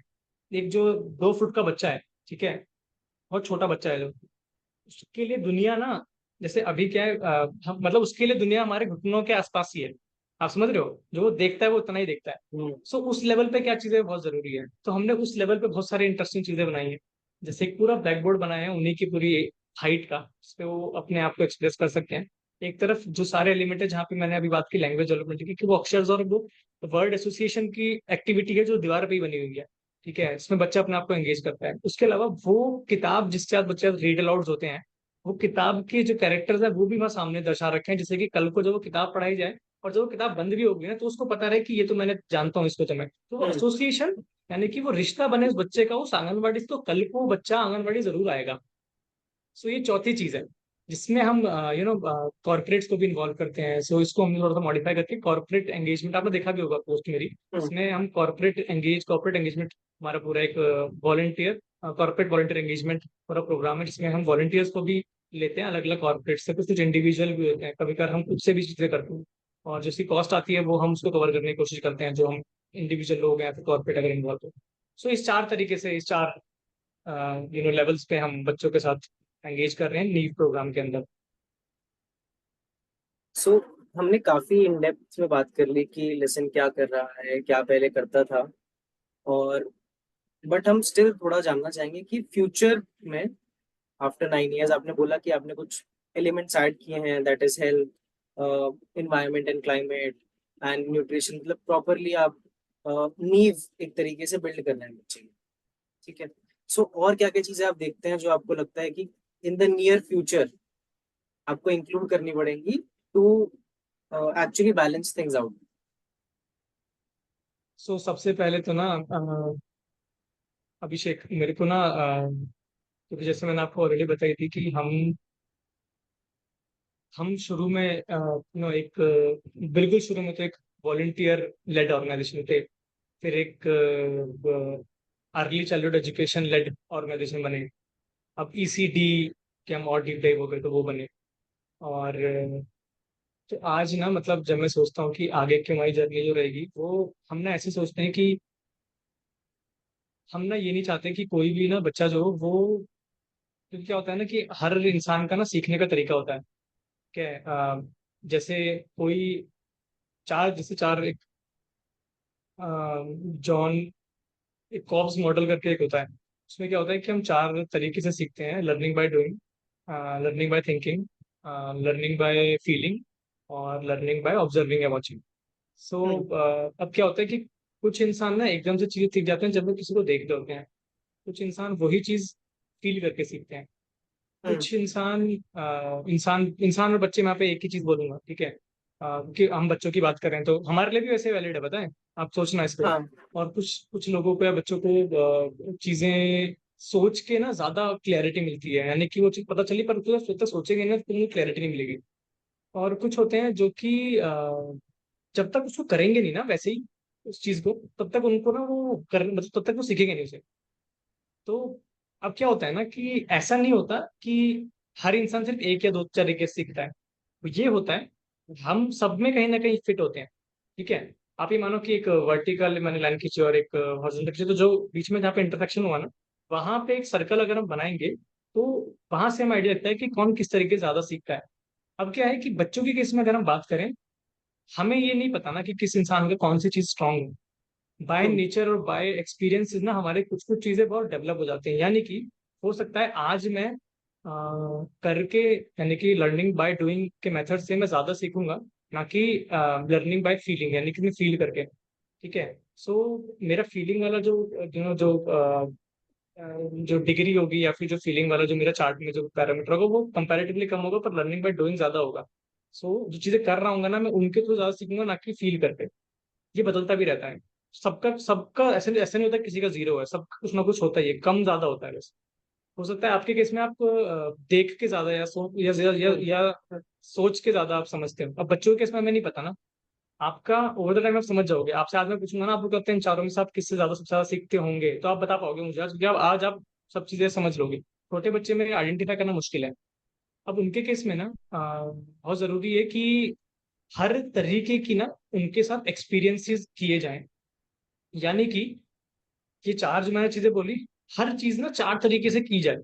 यानी कि अगर मेरे को एक बच्चे को फॉर एग्जाम्पल कि कलर आइडेंटिफिकेशन सिखाना है या फिर कलर मैचिंग सिखाना है, ठीक है, अ, तो जैसे कि दो कलर को मैच कैसे करना है, कि ये कलर है, ये कलर है, तो ये दोनों तो एक जैसे हैं तो उनको मैच करना, और आइडेंटिफाई करना कि इसका नाम क्या है। ठीक है, आइडेंटिफिकेशन के बाद नेमिंग आता है। सो इस तो अभी इसका नाम नहीं पता, पर आपको पता है कि ये है क्या, ठीक है। तो ये चीजें क्या बोलते हैं, पता कर पाना, तो इसके लिए भी अलग अलग तरीके होते हैं कि अब इसी चीज को कराने के लिए 4 गतिविधियां होंगी, इसमें ये चारों तरह के डोमेन होंगे, जिससे कि कल को हमें पता चले कि जिस बच्चे को शायद, मान लो एक बच्चा जो है जिसका ज्यादातर बाय डिफॉल्ट नेचुरली उसका इंक्लिनेशन लर्निंग बाय डूइंग है, पर उसको हम हम्म। वो चीज हाथ में पकड़ने नहीं दे रहे, यानी कि कलर्स के जो एलिमेंट्स है ना, यानी कि कलर्स के अगर फॉर एग्जांपल कुछ जो टैनग्राम है, ठीक है, या पजल है, तो कलर की पजल उसके हाथ में ही नहीं दी, बस हम उसको बता रहे हैं कि ये रंग है, ये रंग है, ये रंग है, हो गया, ठीक है। यानी कि ये जब हम बता रहे हैं तो वॉचिंग हो रही है और थिंकिंग हो रही है, शायद थिंकिंग कंफर्म नहीं है पर वॉचिंग तो हो रही है, ठीक है। सो ऑब्जर्वेशन हो रही है, पर बच्चा जो सीखने वाला है ना, उसका जो बाय नेचर जो उस इंडिविजुअल का या फिर उस बच्चे का जो जो बाय नेचर जो सीखने का जो ज्यादा वो है डूइंग से, यानी कि उसको पकड़ के फील करके, पर वो तो फीलिंग उसको मिली ही नहीं, उसको उसको करने को ही नहीं मिला, तो सीखेगा कैसे, आप समझ रहे हो। तो यहाँ पे भी हम्म। बहुत गैप आने शुरू हुए। तो हमने 2 चीजें करी, ठीक है, कि एक तो चारों तरीके से एक्टिविटी करना शुरू किया, और एजुकेशन अब क्या हुआ, जो जैसी ये चीज है ना, ऐसे ही जिस तरीके से हम काम कर रहे थे ना, काम में भी बहुत है बच्चे के साथ ना, अकेले सिर्फ हम एजुकेशन की बात नहीं कर सकते, क्योंकि वो एक गांव का बच्चा है, एक गांव में रहता है, ठीक है, गांव में बहुत चीजें वो ऑलरेडी देख रहा है, ठीक है, और इसके अलावा वो बहुत सारे और भी एक्सपीरियंसेस ले रहा है, हम जो एक्सपीरियंस दे रहे हैं ना, उसके अलावा भी बहुत एक्सपीरियंस ले रहा है, पर टुकड़ों में हो रहा है, मतलब समझ लो एक बच्चा है कि आंगनबाड़ी में कुछ हो रहा है, घर पे कुछ हो रहा है, गाँव में कुछ हो रहा है, ठीक है, कहीं और गया तो वहां पे कुछ और देखा, इन सबको ना एसोसिएट नहीं कर पा रहा, वो एसोसिएशन आज हम कर पाते हैं, एसोसिएशन मैं अगर आज बैठा तो मैं आप हम दोनों हो गए, हम दोनों अगर बातचीत करेंगे तो हम अकेडमिक से ना कुछ ही समय में इन्वायरमेंट में चले जाएंगे, इन्वायरमेंट से कुछ समय में न्यूट्रिशन में आ जाएंगे और सबको लिंक कर देंगे, पर क्योंकि हमने ये चीजें कर ली हैं, हमने प्रैक्टिस में हम लेके आ गए हैं, बच्चे के लिए नहीं हुआ ये, है ना। अब बच्चे के लिए कब होगा, जब उसको ऐसे एक्सपीरियंस दिए जाएं। अब अगर बच्चे को सिर्फ एजुकेशन के अलावा एक न्यूट्रिशन की बात की जाए, ठीक है, उसके अलावा एक इन्वायरमेंट की बात की जाए, फिर बताया जाए इन्वायरमेंट से ही हमें क्या चीजें मिलती हैं, वो वेजिटेबल्स और फ्रूट्स मिलते हैं, और वो फ्रूट्स और वेजिटेबल न्यूट्रिशन का पार्ट है, ठीक है। न्यूट्रिशन जब तक नहीं होगा तब तक न्यूट्रिशन के अलावा हम एजुकेशन में कैसे काम करेंगे, कि न्यूट्रिशन अच्छे से नहीं हुआ होगा तो हेल्थ कमजोर हो जाएगी, जब हेल्थ कमजोर होगी तो जो हम बात करते हैं एक सिंपल टेक्निक आई हैंड कोऑर्डिनेशन जो होता है, ठीक है, कि बच्चे का आई हैंड कोऑर्डिनेशन अच्छा है कि नहीं है, वो कैसे होगा, क्योंकि जो जो नर्व्स हैं वो इतने डेवलप नहीं हो पाए, क्योंकि वो न्यूट्रिशन नहीं मिला, आप समझ रहे हो। इस पूरी चेन का आपस में रिश्ता है, अब वो इन्वायरमेंट में वो चीज कैसे डेवलप होगी, जब वो क्लाइमेट उसको अडेप्ट, वो उस तरीके क्लाइमेट उसका उस क्रॉप को मिल पाया उस एनवायरमेंट में, नहीं मिल पाया, आप समझ रहे हो। अब ये साइकिल है। हम्म। अब इस साइकिल को बच्चे को इतने सरल तरीके से क्या हम उसके करिकुलम में या फिर उसकी रोजमर्रा की जिंदगी में क्या इंटीग्रेट कर सकते हैं, कर सकते हैं।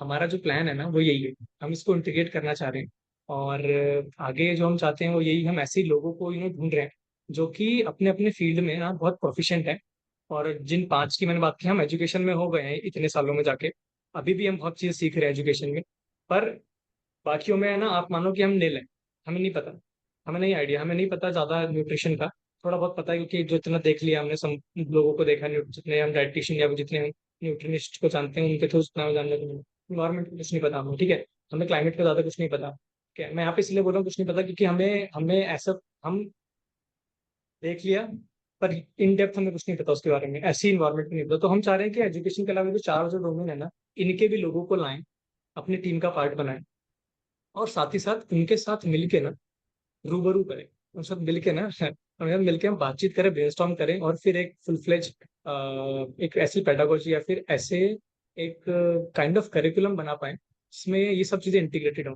वैसे तो ऑलरेडी जो गवर्नमेंट ने बनाया करिकुलम उसमें ये चीजें हैं, पर इतनी सरल अभी नहीं है, तो क्या इतनी सरल बनाई जा सकती हैं, तो वो सरल हम करना चाहते हैं चीजों को, और वो होना भी ग्राउंड पे बहुत जरूरी है, सिर्फ बन गई ये जरूरी नहीं है, बनने के बाद ग्राउंड, क्योंकि हमारे यहाँ पॉलिसी में तो बहुत चीजें बनी हुई है, इतनी शानदार शानदार पॉलिसीज और इतने शानदार शानदार डॉक्यूमेंट है हमारे पास, ऐसे रिसर्चर बैठे हुए, इतनी प्यारी चीजें बनाई है उन्होंने, तो ग्राउंड पे नहीं हो रहा, वो भी इन दोनों पे हम काम करना चाहते हैं, तो जिसके लिए हमें ऐसे लोग चाहिए सबसे पहले, और जो इस एनर्जी जो हम बात कर रहे हैं ना, इस एनर्जी को समझे और हमारे साथ मिलके वो काम कर सके। इनिशियली हम वॉलंटियर ही देख रहे हैं, क्योंकि हम शायद वॉलंटियर लेड ऑर्गेनाइजेशन ही थे ना, तो हम वापस इस साइकिल में चल रहे हैं, तो हम इनिशियली वॉलंटियर्स लेंगे, मे बी फिर उनको हम देखते हैं शायद उनको अपने साथ और कैसे लॉन्ग टर्म साथ कैसे एसोसिएट कर सकते हैं, मे बी फुल टाइम वो हमारे मेंबर कल को बन सकते हैं।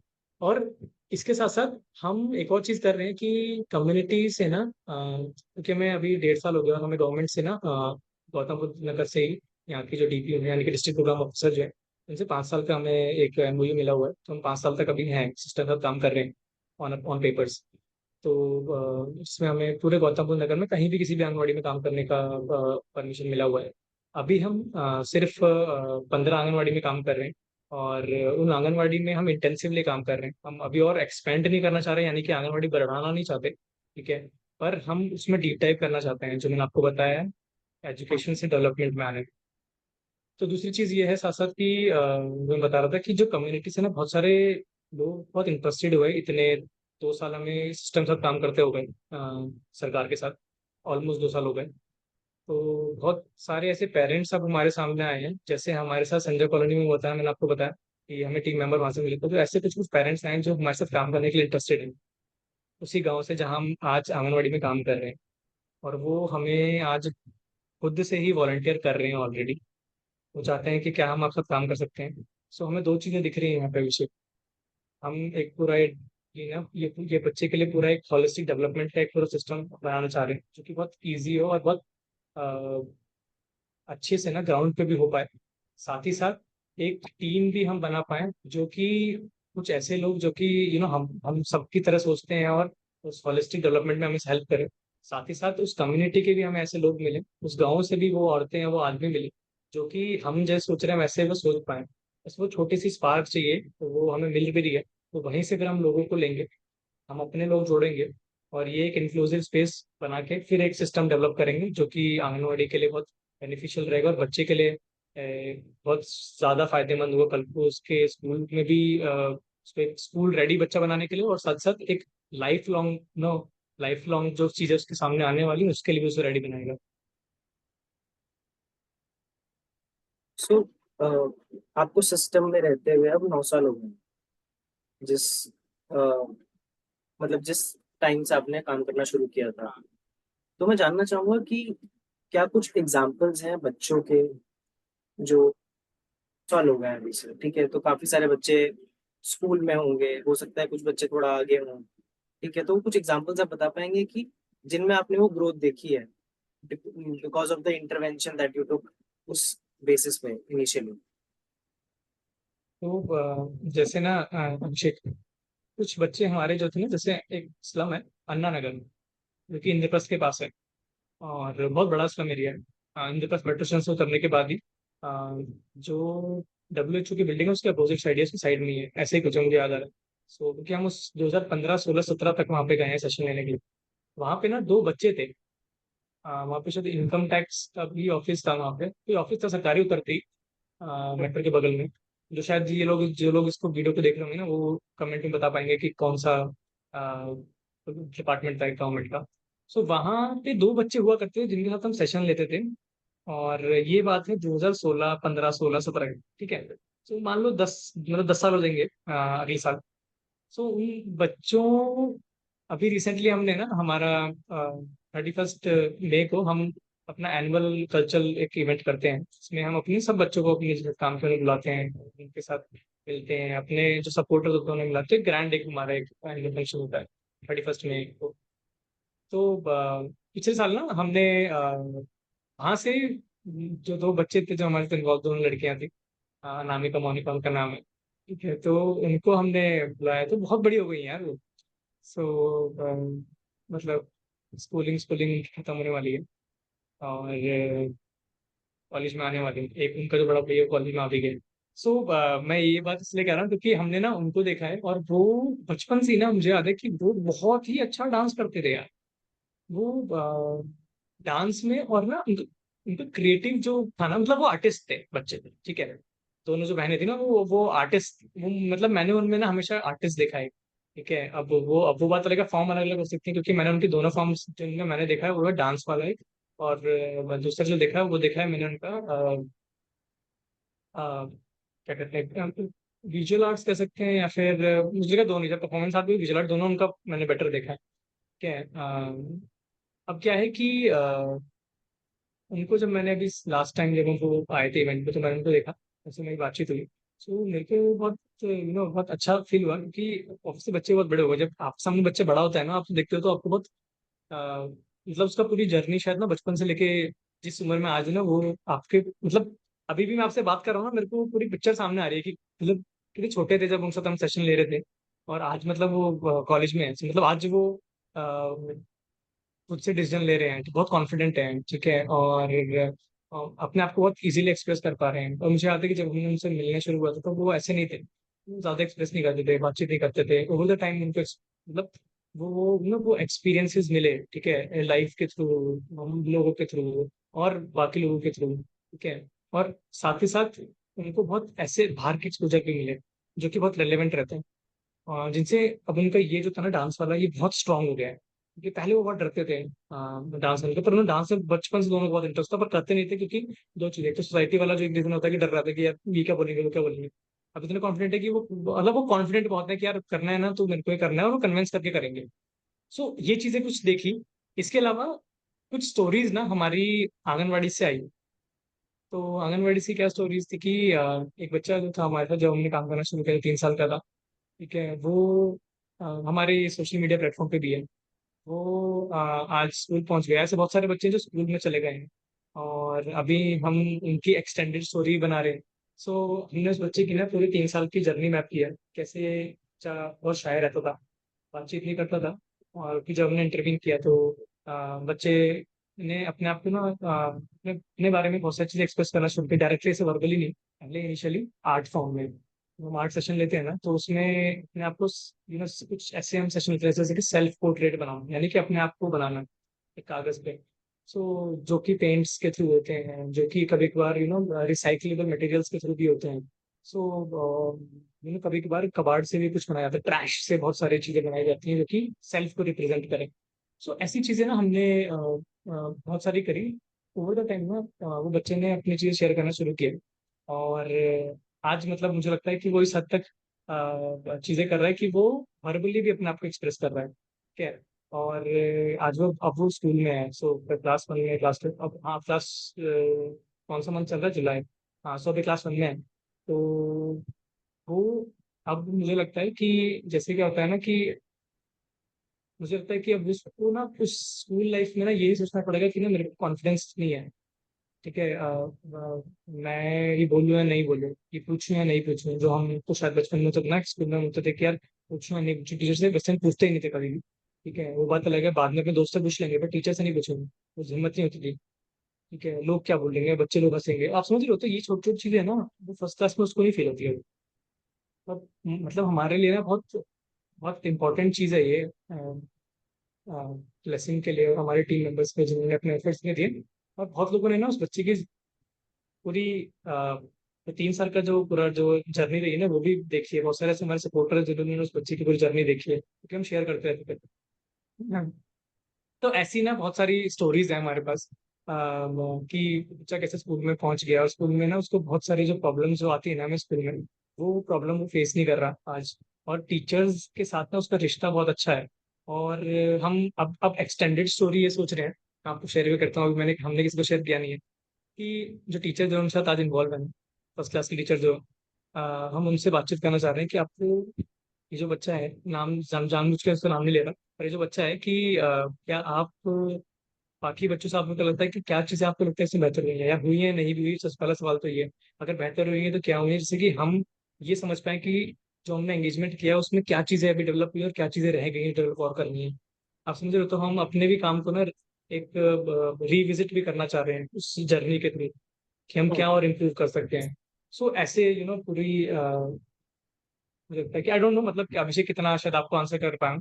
आई होप मैं बता पाया नहीं, हूँ आपके सवाल को। आई मीन जो मुझे समझ में आया इस आंसर से वो ये है कि पहली चीज है एक्सप्रेशन, और एक्सप्रेशन के साथ ही कॉन्फिडेंस बिल्डिंग।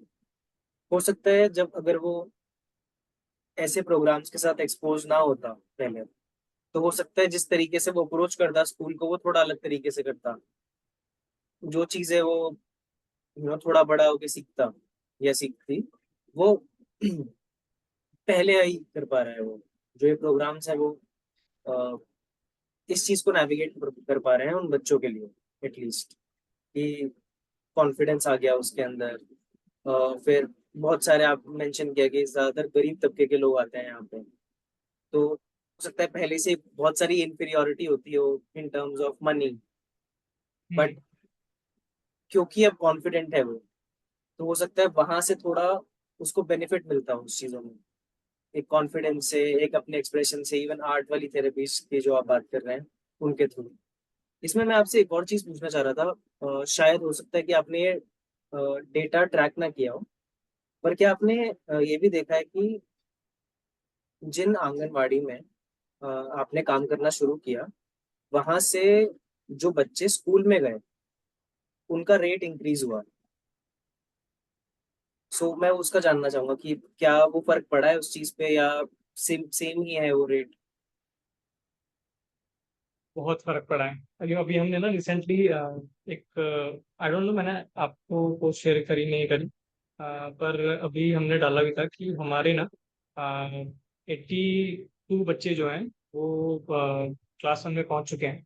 ठीक है। और रिसेंटली अभी हमने कुछ टाइम पहले डाला, कुछ दिन पहले, तो वो हमारे लिए बहुत मतलब खुशी की बात है कि बच्चे स्कूल पहुंच रहे हैं, क्योंकि हमारा भी यही मकसद है कि बच्चा स्कूल मतलब स्कूल के लिए तो रेडी वो हो ही जाएगा कुछ समय में। ठीक है, वो ज्यादा समय नहीं लगेगा, पर वो स्कूल के साथ ना वो लाइफ के लिए भी रेडी होगी, चीजें आगे आने वाली। ठीक है। हम्म। तो अब स्कूल के लिए रेडी करने के लिए बहुत सी चीजें हम कर रहे हैं, वो ऑलरेडी है ही। सो ऐसे ऑलरेडी हमने डेटा बनाया हुआ है। सो हमारी जो ग्राउंड पे टीम है, सो रोहित जो है वो ऑपरेशन ही देखता है, तो उन्होंने ऑलरेडी डेटा बनाया हुआ है। तो कंचन जी हो गए और बाकी जो जी पूरी जो हमारी ग्राउंड की टीम है, तो हम्म। इन्होंने ऑलरेडी मैपिंग की हुई है बच्चे की। हर बच्चे की जो आंगनबाड़ी में है, उसका एक प्रोफाइल बनाया जाता है बच्चे का, कि 3 से 4 साल में क्या क्या उसके चीज़ों में डेवलपमेंट हुआ था, 4 से 5 में क्या हुआ है, क्या इंक्रीज हुआ है, कितना इंक्रीज हुआ है। तो ऐसे हर एक इंडिविजुअल बच्चे की एक प्रोफाइल बनाई जाती है, एक शीट बनाई जाती है, एक बुकलेट बनाई जाती है, जिसके अंदर उसकी रिपोर्ट्स रहती हैं ऐसी एनुअल, कुछ सेमी एनुअली भी रहती हैं। और उसके अलावा कुछ उसने जो मतलब कुछ क्या मतलब सारा ही उसमें रहता है कि उस पूरे एक साल में कितने उसने क्या क्या सेशंस लिए, किस तरह के सेशंस लिए। वो आर्ट वर्क अगर वो घर नहीं ले जाना चाहता तो वो हमारे साथ रहते हैं। नॉर्मली बच्चे घर ले जाते हैं, उन्हें वो चाहिए होता है, आप समझ रहे हो, तो उसमें हम फोर्स नहीं करते हैं। तो उस आर्ट वर्क को भी हम उनके साथ रखते हैं, क्योंकि उसने उस समय जब वो 3 साल का था, वो स्क्रिबल जब वो शुरू में जब 3 साल का जब वो स्क्रिबलिंग करता था। ठीक है। और तब तब उस चीज से स्क्रिबल करने से यानी गुचर मुचर से आज वो अक्षर लिख रहा है। ठीक है, 6 साल में जब वो आया तो वो 3 साल में वो अक्षर लिख पा रहा है, उसको आइडेंटिफाई कर पा रहा है। तो उसकी भी पूरी जर्नी हम मैप इन करते हैं, सो उसका पूरा रिकॉर्ड बनाया जाता है। और अब हमारा, मैं जो आपको बता रहा था ना बच्ची की कहानी पिछले सवाल में, तो अभी हमने ये ना ये चीजें हमें इमीडिएटली दिख जाती है, कॉन्फिडेंस और ये सब चीजें हो गई, अपना कैसे कर पाना। अब ये चीजें ना हमें स्कूल में जब हमारे साथ वो 6 साल का था, तब जब हमारा एंगेजमेंट, तो वो अक्षरों को पहचान पा रहा, अक्षरों को बता पा रहा। ठीक है, और उसको आइडेंटिफाई कर पा रहा। और साथ साथ जब कम्युनिकेशन करता है तो उन शब्दों को उन वाक्यों में जोड़ के आराम से समझा पा रहा है लोगों को। तो ये बहुत बड़ी चीज है एक बच्चे के लिए जो कि 6 साल का है। क्योंकि नॉर्मली क्या होता है ना कि आपने भी देखा होगा कि बच्चे शब्द थोड़ा सा ऊपर नीचे बनाते हैं। जब सेंटेंस बोल भी रहे होंगे ना, तो आपने छोटे बच्चे देखे होंगे 6 साल के, तो 5-6 साल के, तो वो आ, मम्मी पापा कहता क्या ऐसा आप सुनते, तो वो मम्मी हम्म। मम्मी में वो ये मम्मी पापा उसने कर दिया है, वो बोलना शायद चाह रहा है कि मम्मी मैं पापा के साथ जाना चाहता हूँ, आप समझ रहे हो, तो मम्मी पापा गया। ठीक है, वो ये बोल गया। तो ऐसे कुछ कुछ चीजें जो है ना, मतलब ये ओवर द टाइम ग्रो करती हैं कि मतलब नहीं बनाया मैंने। ठीक है, मतलब बच्चा जब ये लाइन बोलेगा फिर वो लाएगा कि मम्मी मैं पापा के साथ गया। आप समझो, तो ऐसे फिर सेंटेंस डेवलप होते हैं। सो ये चीजें जो है ना, जो लैंग्वेज डेवलपमेंट में जो चीजें हैं, और इसके अलावा क्रिएटिव की भी हमें डायरेक्टली दिख जाती है। पर क्रिएटिव में भी जब उस बच्चे ने कुछ चीजें बनाई, तो उसी जैसे हमारा एक सेशन होता है, उसमें क्या होता है कि बच्चा बहुत सारे एलिमेंट्स बनाता है। ठीक है, यानी कि बहुत सारी फ्रीडम होती है, उसे कुछ भी उस पेज में बना सकता है। उस पेज में बनाने के बाद ना थोड़े से ज्यादा उम्र से बच्चा होता है, अब बच्चे को ना उसमें से कहानी बनानी होती है। जो एलिमेंट्स जो बनाए हैं मनमान में, बच्चों को बोला पहले एक फ्री ड्राइंग या फ्री स्केच का एक सेशन हुआ, जिसमें बच्चे ने कुछ कुछ चीजें बनाई। फॉर एग्जाम्पल, पेड़, हाथी, कुत्ता, घर, पापा मम्मी बनाए। ठीक है। और हो सकता है उसके पास उसने जो हाथी बनाया है, वो हाथी दिखने में सांप की तरह है, पर वो उसके लिए हाथी है। ठीक है, तो वो हम्म। एक्नॉलेज करना है मैं हाथी है। तो वो जो बनाया ना सारे एलिमेंट, तो उसमें अब उसमें से वो कहानी बना दे। ठीक है, इन सारे एलिमेंट को यूज करके। मतलब ये बहुत बहुत हाई ऑर्डर थिंकिंग है कि ना एक बच्चे ने कुछ बनाया, उससे वो एक पूरी स्टोरी आपको बता पा रहा है, नरेट कर पा रहा है एक 5 से 6 साल का बच्चा। सो ये सब चीजें ना लैंग्वेज डेवलपमेंट में भी आती हैं। अब क्या होता है कि जब स्कूल में बच्चा आता है ना तो थोड़ा सा ही बदल जाता है। अब वो बात अलग है, थोड़ा सिस्टम में भी अच्छी बात ये है कि गवर्नमेंट भी ना चेंजेस ला रही है कि प्ले बेस्ड ही चीजें होनी चाहिए स्कूल में। हमारा भी फोकस प्ले ही है। हम भी खेल खेल में, हम भी सिर्फ प्ले मेथड जो हमारी, वैसे तो हम और भी चीजें इंटीग्रेट कर रहे हैं, जैसे बुक्स भी इंटीग्रेट हो रहा है, ठीक है, पर हमारा जो फोकस है वो खेल है, यानी कि प्ले के माध्यम से चीजें करनी है। अब स्कूल में मैं आपको ये बता रहा था कि बच्चा जब वो स्कूल पहुंचता है तो इसको भी मैप करना, हमने जो मैप किया उसका रिकॉर्ड हमारे पास 6 साल तक है कि बच्चा ये चीजें कर पा रहा है, अल्फाबेट बता पा रहा है, नहीं बता पा रहा है, ठीक है, आइडेंटिफाई कर पा रहा है, अक्षर को समझता नहीं समझता, अक्षरों को यूज कर पा रहा है, जोड़ पा रहा है, ये सब चीजें हो गई 6 साल में। जब वो फर्स्ट क्लास में आए हैं, तो अब वो स्कूल में, हम मैंने आपको बताया ना कि स्कूल के टीचर से भी हम मिलना चाहते हैं, बातचीत करना चाहते हैं कि कितना एंगेजमेंट हो रहा है, किस तरीके से उसमें क्या क्या बदलाव आए हैं, क्या नहीं आए, क्या और उससे बेटर है क्या नहीं है। उससे ये आइडिया लगेगा कि जो हमने चीजें करी हैं अब क्या वो नेक्स्ट स्टेजेस या नेक्स्ट ट्रांजिशन जो उसकी लाइफ में होने वाला है, हो सकता है बहुत सारा एकेडमिक की चीजें जो कि कंपैरेटिवली लेस प्ले वाली होंगी, यानी कि खेल खेल का ज्यादा इस्तेमाल ना होके डायरेक्टली चीजें अब होएंगी। तो क्या वो उस ट्रांजिशन के लिए भी वो तैयार है या नहीं है, तो ये भी अब हमें जानना जरूरी है।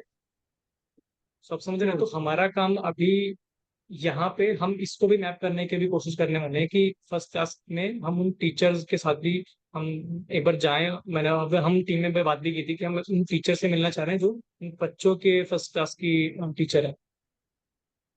सो ऐसा मतलब ऐसे मल्टीपल चीजें हैं, तो सिर्फ आर्ट क्रिएटिविटी नहीं, लैंग्वेज भी कहीं ना कहीं, फिजिकल डेवलपमेंट भी कहीं ना कहीं, साथ साथ जो हम बात करते हैं सोशल इमोशनल वाली चीजें भी। और मुझे ऐसा लगता है कि शायद मैंने भी, शायद मुझे लग रहा है कुछ साल पहले ना रिसेंटली ये टर्म ज्यादा समझी है। मेरा मुझे लग रहा है मेरा नेचर भी थोड़ा सा जो आपने शुरू में जो पहला सवाल पूछा था ना कि नेचर जो आप अंकुश, आज के अंकुश और पहले के जो अंकुश है उसमें बदलाव क्या आए हैं। सो अभिषेक, मुझे ऐसा ये, मैं उसको भी आंसर अब कर रहा हूँ क्योंकि तब एकदम से ना बहुत सी चीजें दिमाग में हमारे नहीं आई थी। सो ये जो सोशल इमोशन डेवलपमेंट होता है ना, सामाजिक जो भावनात्मक ना, ये ना मुझे लगता है कि मेरे अंदर भी ना रिसेंटली अभी 3-4 सालों में है ज्यादा। इतना इंटेंसिव ना बचपन में चीजें हुई नहीं, ऐसे एक्सपीरियंस मैंने बचपन में लिए ही नहीं जिससे कि ये चीज डेवलप हो पाए। पर अगर यही चीजें बचपन में बच्चे को मिल जाए तो मुझे लग रहा है कि बहुत ही हम्बल ना, बहुत पोलाइट और बहुत हम्बल और बहुत काइंड ह्यूमन बींग्स हम बन सकते हैं, और शायद कल को काइंड सिटीजन भी बनेंगे। तो ये ये ऐसी मल्टीपल चीजें हैं जिसमें और भी आगे चीजें आती रहेंगी और सीखते रहेंगे। सो हमको समझ पूरी जर्नी एक तरीके से देख ली इन अ नटशेल, इस तरीके से हुई, बट हमने इस जर्नी के अंदर एक एस्पेक्ट की बात नहीं की जो कि बहुत जरूरी है इस चीजों के लिए। मान मान लीजिए हर चीज के लिए जरूरी है कि आपने किस तरीके से अपनी ऑर्गेनाइजेशन को सस्टेन रखा। ठीक है, क्योंकि आप एक नॉट फॉर प्रॉफिट चलाते हैं। ठीक है, जनरली आप डोनेशंस पे ही डिपेंडेंट हैं और कॉर्पोरेट जो आपके फंडर्स हैं उन पे डिपेंडेंट है। आपने बोला कि विप्रो फाउंडेशन ने आपको इनिशियली सपोर्ट किया था, तो मैं ये आपसे थोड़ा जानना चाहूंगा और इसको आप इस तरीके से आंसर करना कि अगर कोई और है जो चाहता है इस तरीके का कुछ करना, किसी और फील्ड में एनजीओ स्टार्ट करना, तो वो किस तरीके से इस चीज को हैंडल कर सकते हैं जो फंडिंग वाली चीज है। तो सबसे पहली चीज तो अभिषेक, हमने ना अभी भी ना हम सीख रहे हैं, ठीक है, फंड रेज करना। फंड रेज करना नहीं, मुझे लग रहा है कि संस्था को चलाना भी मिलके, एक जब फुल टाइम टीम होती है, बड़ी टीम होती है, तो उसको भी सबको साथ में लेके कैसे चलना है। नई नई चीजें भी साथ साथ आती रहेंगी, पुरानी चीजें तो रहेंगी रहेंगी, पुरानी चीजें बढ़ती रहेंगी, नई नई चीजें आती रहेंगी।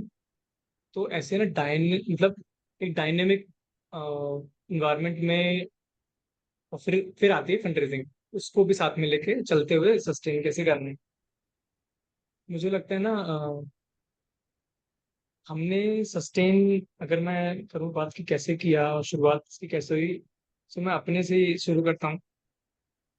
जब ना शुरू शुरू में मुझे याद है कि हमारा 2016 में फर्स्ट हमारा उन्नति हुआ था। तो उन्नति हमारा जो मैंने आपको बताया था ना 31 मई को हमारा annual function, cultural annual restaurant. Function जो होता है, सो उसको हम हम्म। उन्नति कहते हैं।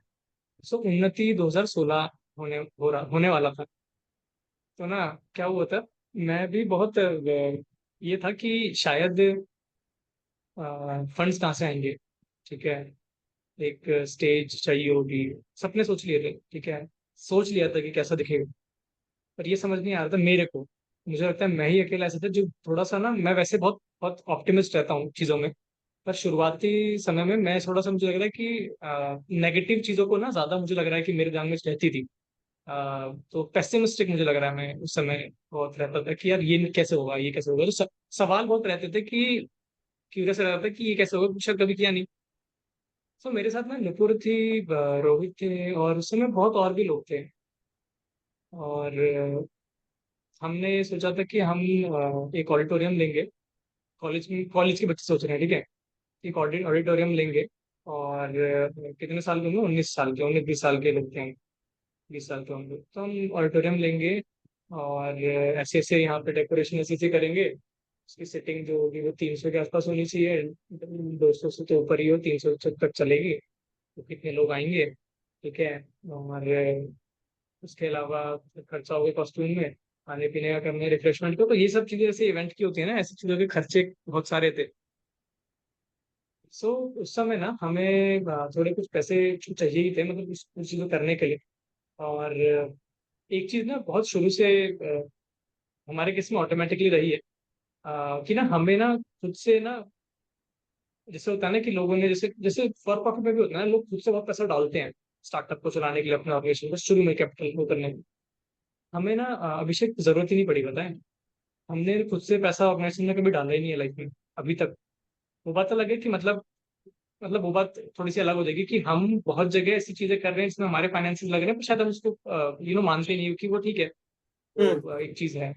पर उस समय जब हम ये उन्नति कर रहे थे तो समझ नहीं आ रहा था कि मेरे को समझ नहीं आ रहा था, बाकी लोग बहुत थे कि ये नहीं नहीं वहां से मिल जाएंगे। उस समय ना हमें एक बैंक था, CBI, central bank of India, वहां से हमें सपोर्ट मिला।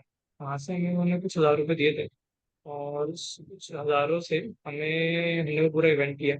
और आने की बात मुझे लग रही थी कि यार उन्होंने हमें सपोर्ट कर दिया है, तो मैं उस समय भी बहुत बहुत हैरानी में था।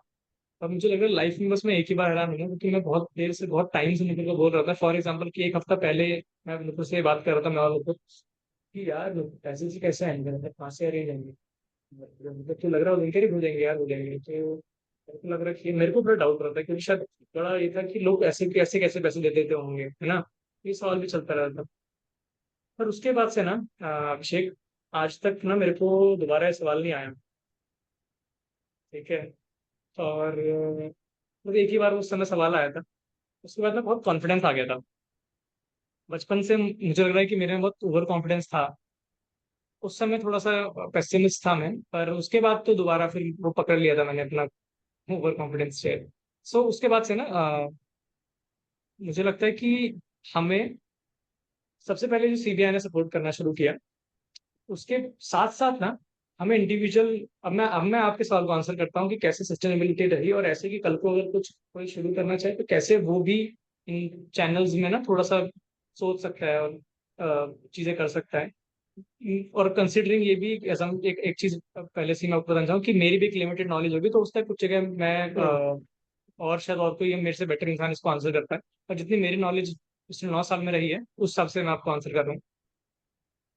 सबसे पहली चीज, इंडिविजुअल डोनेशन। मुझे लगता है कि एक ऑर्गेनिकली ना एक चीज जो आपको सस्टेन करवाने में हेल्प करती है वो होता है इंडिविजुअल डोनेशन।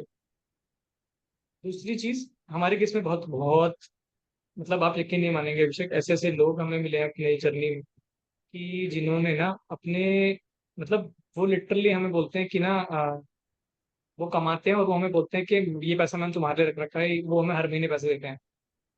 ऐसे ऐसे भी लोग हैं, इंडिविजुअल्स जो हमें ऐसे सपोर्ट करते हैं।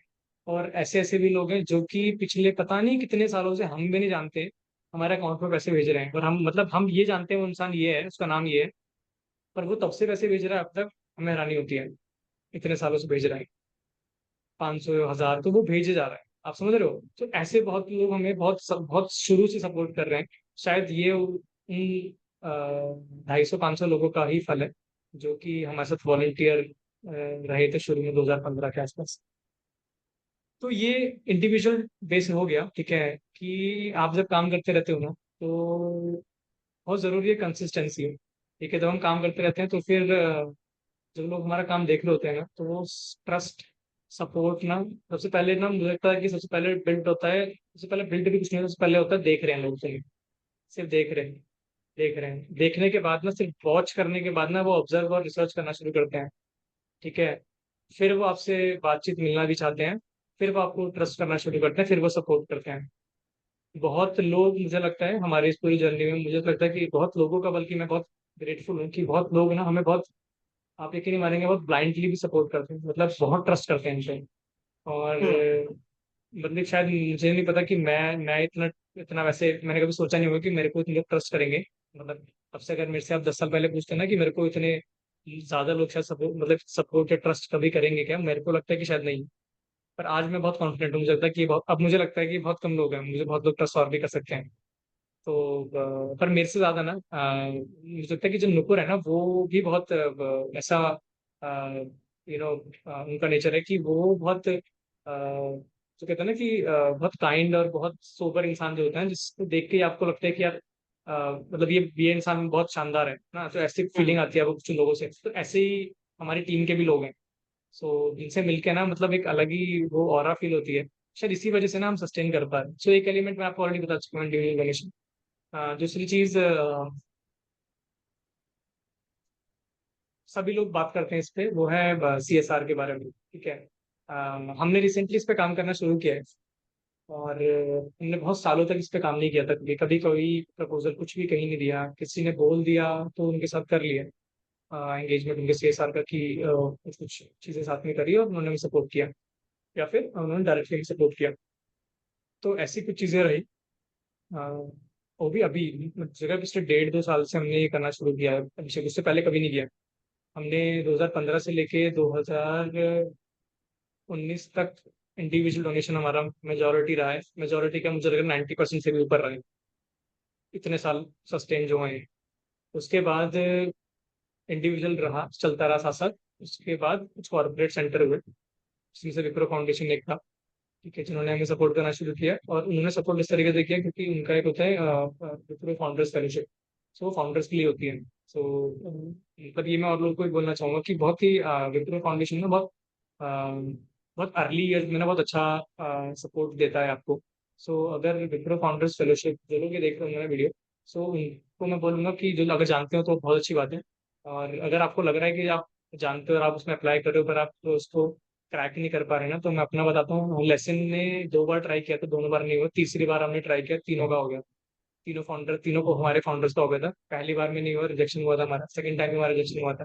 फर्स्ट टाइम में 2 लोग थे, सेकंड टाइम में 2 लोग थे, हम जिन्होंने अप्लाई किया था। तीसरी बार मतलब हम तीनों करते हैं, देखते हैं, फिर हमारा हो गया। सो मैं ये बोलूंगा कि यार थोड़ा कंसिस्टेंट रहो आप, और लोगों से हम भी आपको सपोर्ट कर सकते हैं इस चीज में, अगर कोई इसमें अप्लाई कर रहा है। हमारी टीम जो है वो बहुत विलिंगली आपको सपोर्ट कर सकती है इसमें, अगर उनको फॉर्म फिल करने में और रिजेक्शन हो रहा है अगर। तो विप्रो ने हमें सपोर्ट करना शुरू किया, उसके विप्रो के सपोर्ट के साथ ना ट्रस्ट एक बहुत हमारे ऑर्गेनाइजेशन से जुड़ गया।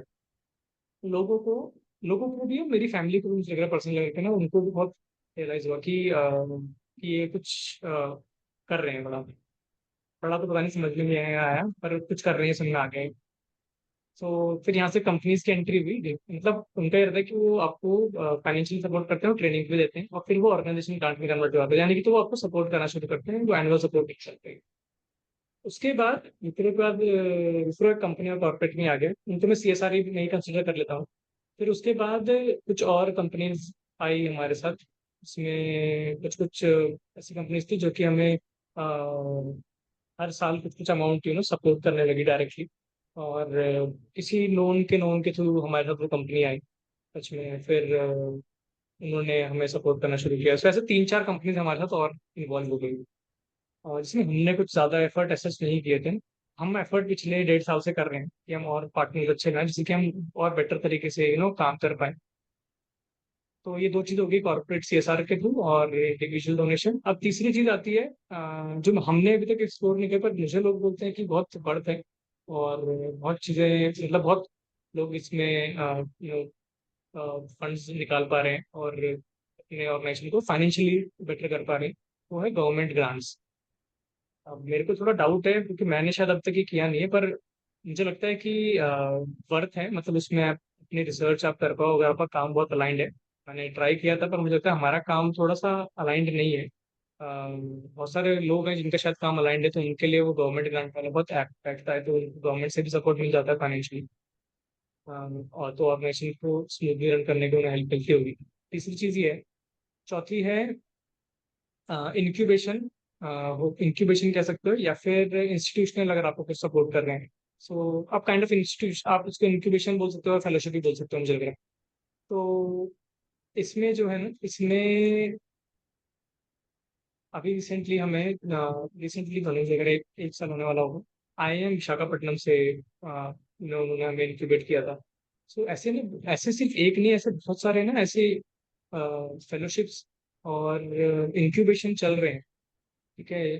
थोड़ा सा लोग अगर देखेंगे ना, तो बहुत सारे ऐसे इंक्यूबेशन अवेलेबल हैं, जो कि जिसमें ना आप अपने नॉन प्रॉफिट, या अगर आपका वो फॉर प्रॉफिट भी है ना, बल्कि फॉर प्रॉफिट के लिए मेरे को ज़्यादा ऐसे इंक्यूबेशन फेलोशिप मिलती है, ग्रांट, बल्कि मुझे बहुत ज़्यादा ऐसी मिलती हैं।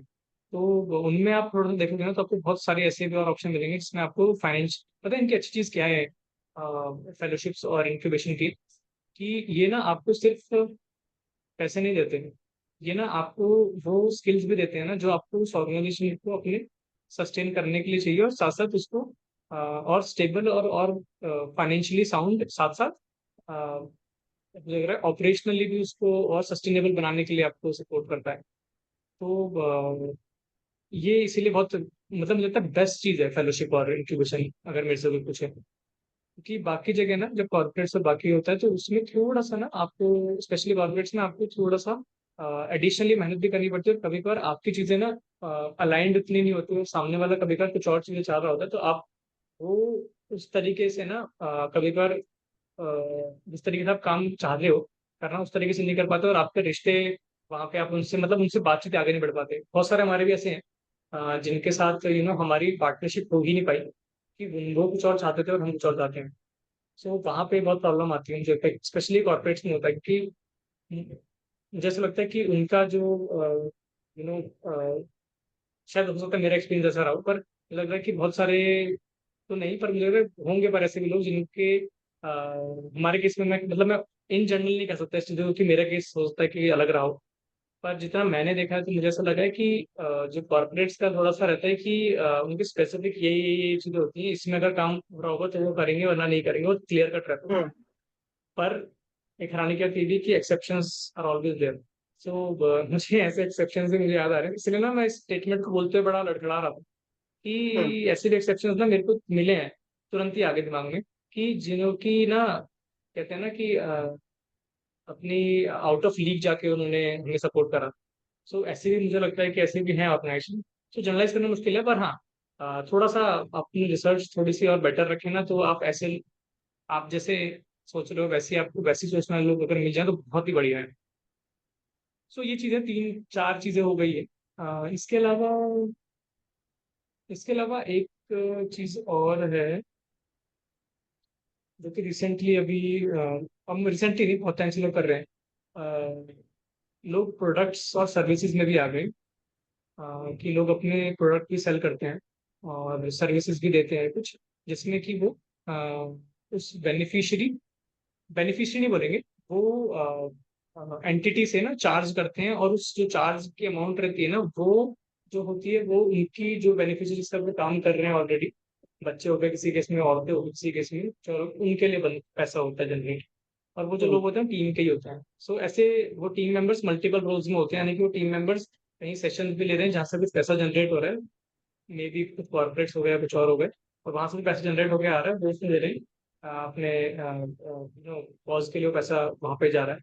और ये एक अपना जो सर्विस बेस्ड, एक प्रोडक्ट में ऐसा होगा कि प्रोडक्ट उन्होंने निकाल दिए हैं, जैसे हमने भी एक प्रोडक्ट वाली चीज खुद भी की थी 2017-18 में।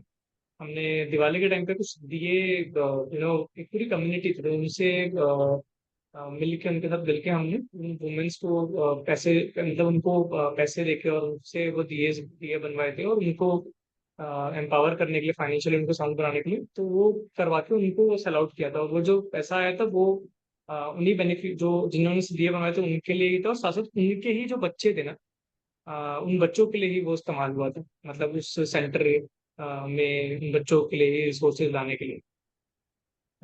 तो ऐसी भी चीजें लोग करते हैं। सो हमने भी किया, तो ये भी मुझे लग बहुत देती है। सो ये 5 चीजें हैं मोटा मोटा। और ये 5 ना इतनी बड़ी बड़ी चीजें हैं जो मैंने कहने में, मेरे कहने में लग रहा है बहुत छोटी छोटी चीजें हैं, बहुत छोटा सा कैसे जनरेट करती होंगी। पर विषय की वोंट बिलीव कि लोग ना सिर्फ एक चीज में ही इतने बड़े होके ना बहुत अच्छा काम कर चुके हैं। बहुत सारे ऐसे ऑर्गेनाइजेशन है, बहुत सारे ऐसे फाउंडर्स भी मैं जानता हूँ बहुत अच्छा काम कर रहे हैं। तो उन्होंने, किसी ने सिर्फ CSR और कॉर्पोरेटिंग वाली चीज को ही इतना स्ट्रांग बना लिया है। एक ऐसा इंसान है जो कि इंडिविजुअल को इतना स्ट्रांग बना लिया है भाई, मतलब कि 9-9 हज़ार लोग हैं जो कि उन्हें सपोर्ट कर रहे हैं, और वो बढ़ते जा रहे हैं इंडिविजुअल्स। उनको जरूरत ही नहीं किसी और उसकी। तो मतलब ऐसा नहीं है कि ये, और कुछ हम जैसे भी हैं जो कि ना अलग अलग चीजें और भी ट्राई कर रहे हैं। और किसी एक चीज में बहुत बड़े नहीं हो। सो अलग अलग चीज में, कुछ में किसी में कितना है, किसी में कितना है, पर सब में ही कोशिश कर रहे हैं कुछ कुछ। सो ऐसा है। आई मीन आपने मेजरली जितने भी जगहों से सपोर्ट मिल सकता है वो सारे कवर कर ही लिए। इनिशियली आई थिंक सब लोग स्टार्ट करते हैं इंडिविजुअल डोनेशन से, क्योंकि एलिजिबल उसके लिए होते हो आप। फिर हम्म। सेकेंडली आप कॉर्पोरेट डोनर्स पे जाते हो, CSR डोनर्स पे जाते हो अपने 3 साल कंप्लीट करने के बाद। And then you start focusing on government grants, because I think government grants में मेजरली एक कंडीशन भी होती है कि आप 4 साल या 5 साल पुराने हो, इस सेक्टर में काम पहले से ही कर रहे हो, एंड देन आप एलिजिबल होते हो उसके लिए। And hmm. इंक्यूबेशन फेलोशिप है एक काफी इंपॉर्टेंट चीज। And then one thing is key product and services, जो आई थिंक मेजरली एनजीओ कर ही रही। ठीक है, आई थिंक दैट्स अमेजिंग। आपसे बात करके मेरे को बहुत अच्छा लगा अभी। मैं बस आखिर में आपसे एक चीज पूछना चाहूंगा कि इस पूरी कॉन्वर्जेशन के दौरान आपको लगा कि कोई ऐसे क्वेश्चंस थे जो मुझे पूछने चाहिए थे, और या फिर कुछ ऐसा जो मिस हो गया जो मैं कवर कर सकता था? थोड़ा फीडबैक अगर आप दे पाए इस चीज के लिए। आ, मुझे ऐसा लगता है कि अभिषेक ना, first of all thank you so much यार, मतलब कि मेरे को इनवाइट करने के लिए पॉडकास्ट में। पहली चीज तो ये जो आप पूछ रहे हो, मैं आपको एक जनरली चीज बताता हूँ। मुझे लगता है मैंने शायद, मेरा दूसरा पॉडकास्ट है, और इतना ना लिटरली ना आपके सवालों में ना मेरे को बहुत सोचना पड़ा, और ना बहुत बार ना मेरे सोचते सोचते ना मैं कहीं और भी पहुंच रहा था। तो मुझे ऐसा लगा कि ऐसा नॉर्मली बात होता नहीं, क्योंकि आपके सवाल बहुत गहरे मुझे लगता थे कि, और सोचने पे मजबूर करने वाले थे। सो फीडबैक ना सारा पॉजिटिव है। सो मेरे को ऐसी कोई चीज़ नहीं लगी जो आपने मिस आउट कर दी हो। थोड़ी बहुत चीज़ें मे भी हो सकता है कि बाद में मेरे को कुछ आए, पर मेरे को अभी ऐसा नहीं लगता कि कुछ चीज़ें ऐसा आपने जो मिस आउट की हैं। नहीं, मेरे को ऐसा कुछ नहीं याद आ रहा कि ऐसा कुछ है। बट बहुत मजा आया आपसे बात करके। और लास्ट में तो बस मैं यही एक चीज कहना चाहूंगा कि ना, मुझे लग रहा है कि जो भी लोग देख रहे हैं, इनफैक्ट आप भी, मैं भी जानता हूँ कि आपका भी एक नॉन प्रॉफिट है कि आप भी काम कर रहे हो। और सो एक चीज मैं बोलूंगा, वो मुझे लग रहा है कि सबके लिए ऐप्ट है। देखो बहुत ना, हर चीज में ना बहुत हमारे डाउनफॉल आएंगे, मे भी हो सकता है कि आपके भी वो कुछ आए हो या आ रहे हो या आने वाले हो, ठीक है। और ना बहुत आपको बॉटम्स आपके टच करा देगा, ठीक है, मतलब आप बहुत नीचे टच हो जाओगे। पर एक चीज ना मेरे को समझ में आई, और रिसेंटली मैं बात भी कर रहा था हमारी टीम में ही, और हम जो हम 3 लोग जो है ना बहुत बातें करते हैं आपस में। हम तीनों जो co-founder बहुत बातें करते हैं। सो हम बातें कर रहे थे, हमें लग रहा था ना कि यू नो शायद बहुत लोगों ने बोला भी लॉ ऑफ अट्रैक्शन के बारे में, ठीक है। आपको ना कैसी भी सिचुएशन अगर लग रही हो ना, बस ये आप सोचो कि ना ये पहली चीज तो ये 1 साल तक ही रहेगी, उससे ज्यादा कोई सिचुएशन रहती नहीं है, ठीक है। और ये मैं सिर्फ आपके लिए नहीं लग रहा है, ये मैं अपने लिए ही बोल रहा हूँ, ये मैं सब लोग जो कि ना नॉन प्रॉफिट सेक्टर में है ना, उनको बोलना भी चाहता हूँ आप ही के प्लेटफॉर्म के जरिए कि 1 साल तक की एक प्रॉब्लम रहती है, चाहे वो कितनी बड़ी भी है, क्या है। दूसरी चीज ये कि आप ना लॉ ऑफ अट्रैक्शन को ना मानते हो तो बहुत अच्छा है, और अगर आपको लगता है कि ये क्या चीज़ है तो थोड़ा बताया देता हूँ मैं आपको। आप ना सिर्फ जॉब चाहते हो ना लोग आपके लिए करें, है ना, जो भी जो आप चाहते हो लोग आपके लिए करें, वो आप ना हम्म। करना शुरू रखो और वो ही करते रहो। सो मुझे लग रहा है कि आपको ना कुछ भी ना, मतलब कुछ भी ऐसा नहीं होगा कि, मतलब मुझे लगता है कि ना बहुत सारी प्रॉब्लम ना आपकी सॉल्व हो जाएगी। सो यहीं पे मतलब मुझे लग रहा है कि यही मैं कहना चाहूँ। Yeah. Thank you so much Ankush.